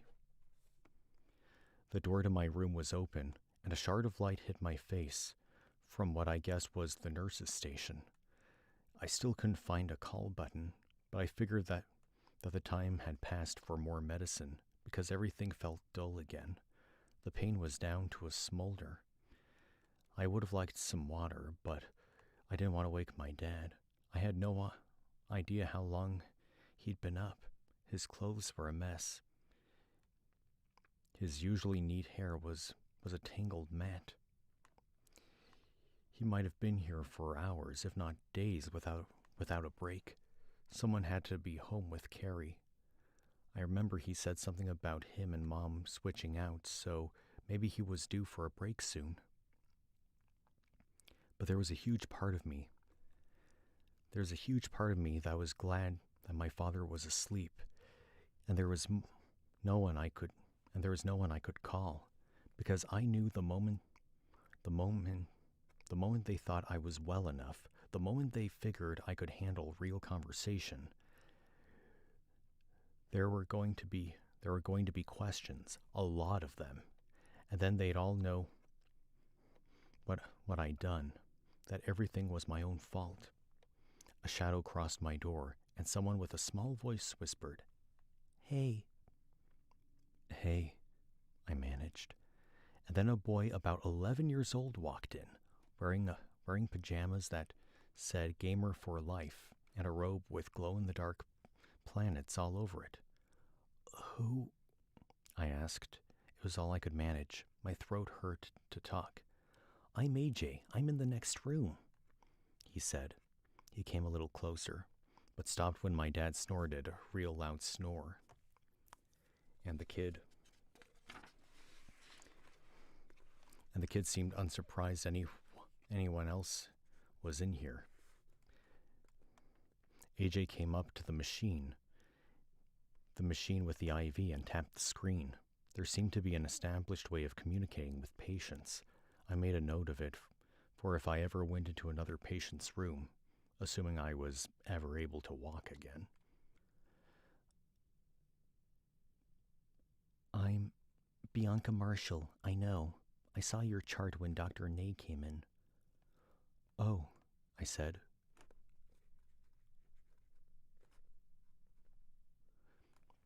Is it focusing in and out? Just give me a second.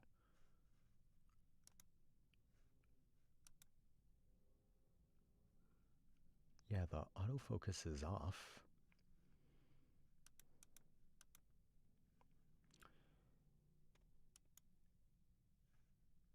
Yeah, weird.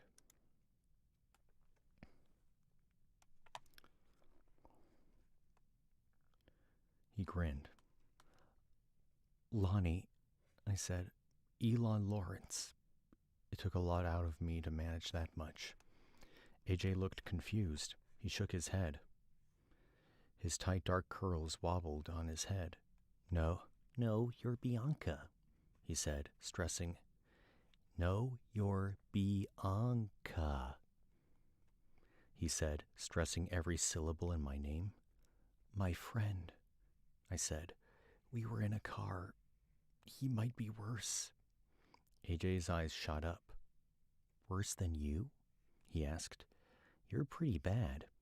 Anybody worse off than you would probably be dead." I waited for him to laugh, or grin, or say that he was just joking. But this kid was straight up telling the truth as he saw it. And there was a stabbing pain across the top half of my head that told me that he was right, that worse off than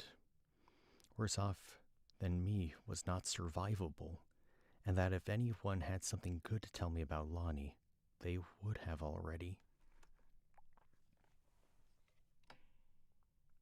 Excuse me, pardon me. Is this thing level? Ah. That's what the problem is.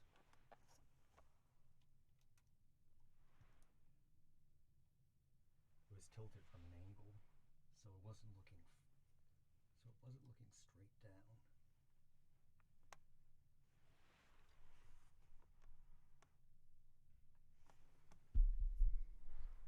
You probably didn't hear any of that, did you?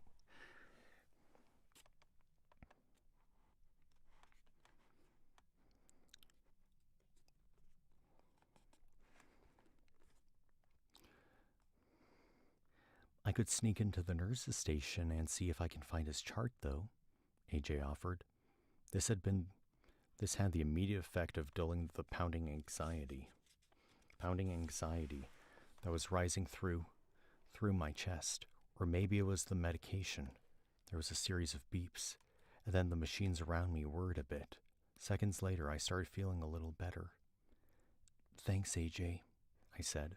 When he turned to leave, I saw something in his hand. "What's that?" He turned back.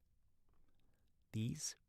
He held up something that looked like a white plastic headband. "They're VR goggles," he said. He moved closer to show them off.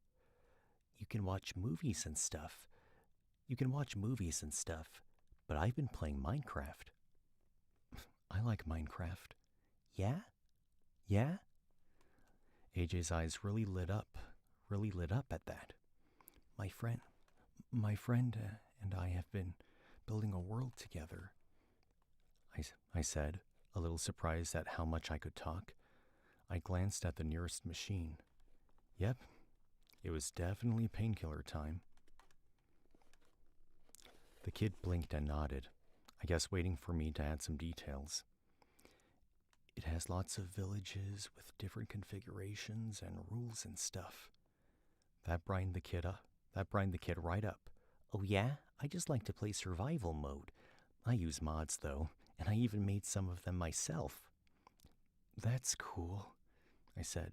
You should check these goggles out then, he said. They'll blow your mind. Before I could respond, AJ had come to the side of the bed and placed the goggles over my head. The two ends pinched the sides of my temple, though compared to what the rest of my body was feeling at the moment. I felt it.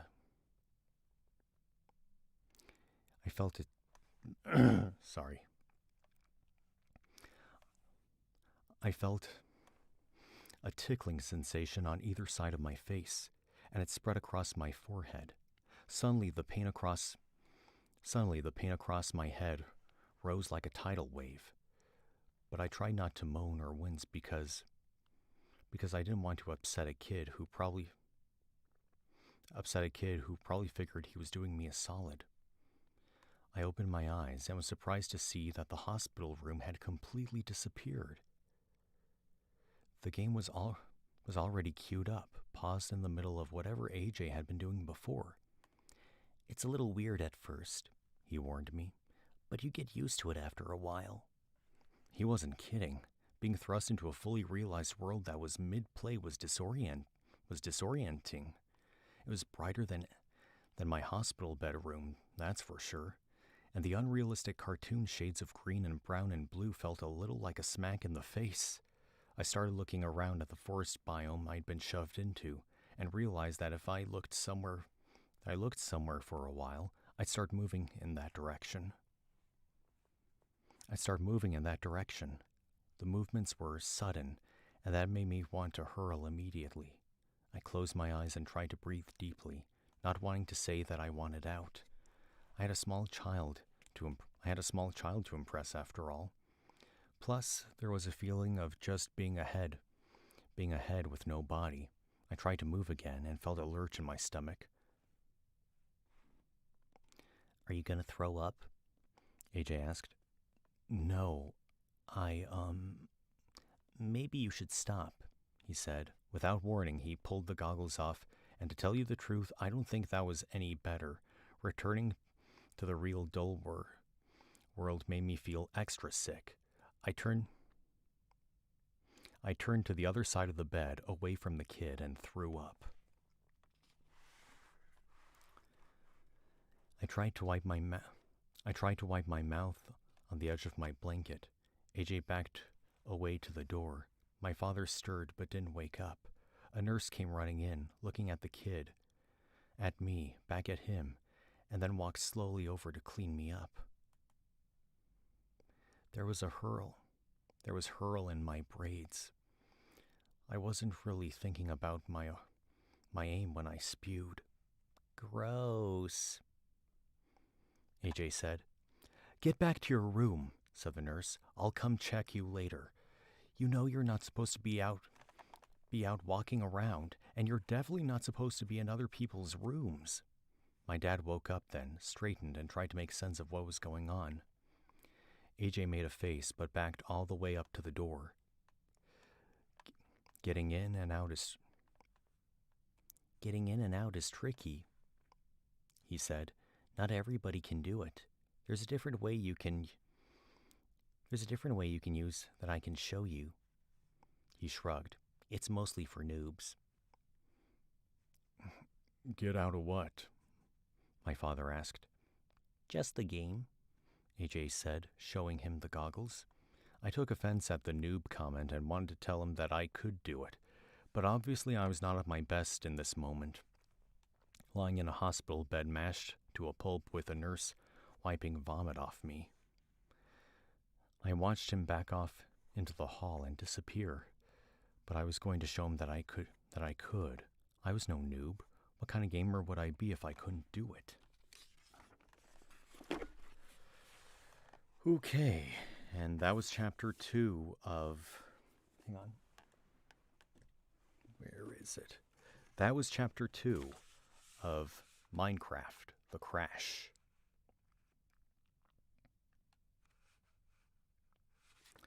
So we just read two chapters from two different Minecraft novels. And this was kind of a nice return to form, if you will. Now, don't get me wrong, it was kind of it was a little rocky here and there, but we overcame it eventually, I like to think. And yeah, I'm really glad that you guys came along, or if you're watching this after the fact, I really appreciate it. And if there were any parts that you wanted to skip ahead to, then I hope that you did, and skipped over parts where I got up and did some stuff or whatever, scratched my nose, God knows how many times. It's weird. It's not really that itchy anymore. Don't really know why.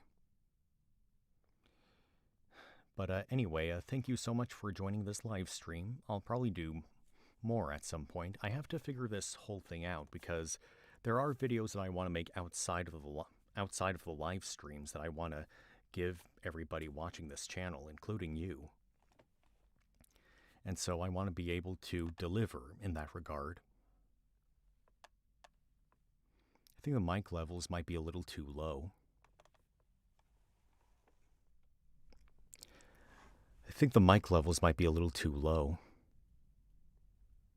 Dude, there is no eject button. Sorry, I'm just testing out words to see what it would be like. I should be around maybe that part right there. Where did I put my phone? Where did I put my phone? This is weird. Oh, here it is. Something I need to check. So just bear with me. Wait, no, it wasn't that. It wasn't that.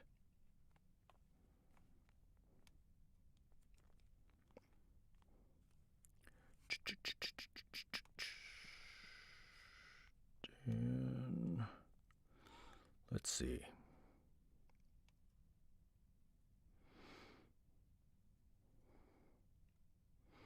Okay, modulating to 9 dB.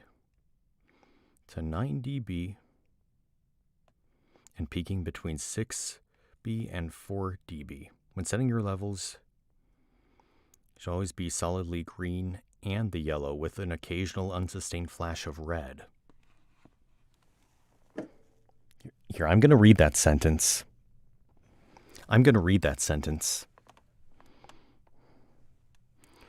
The opening section is way too quiet. You should be consistently modulating to -9 dB and peaking between 6 dB and 3 dB, or 4 dB, I'm sorry.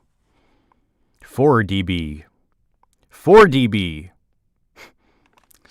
Yeah, I probably looked like a total goof right there, didn't I? But anyway, thank you all so much for attending this live stream again. Or watching it after the fact, and be on the lookout for more content soon. So I'll see you later, okay?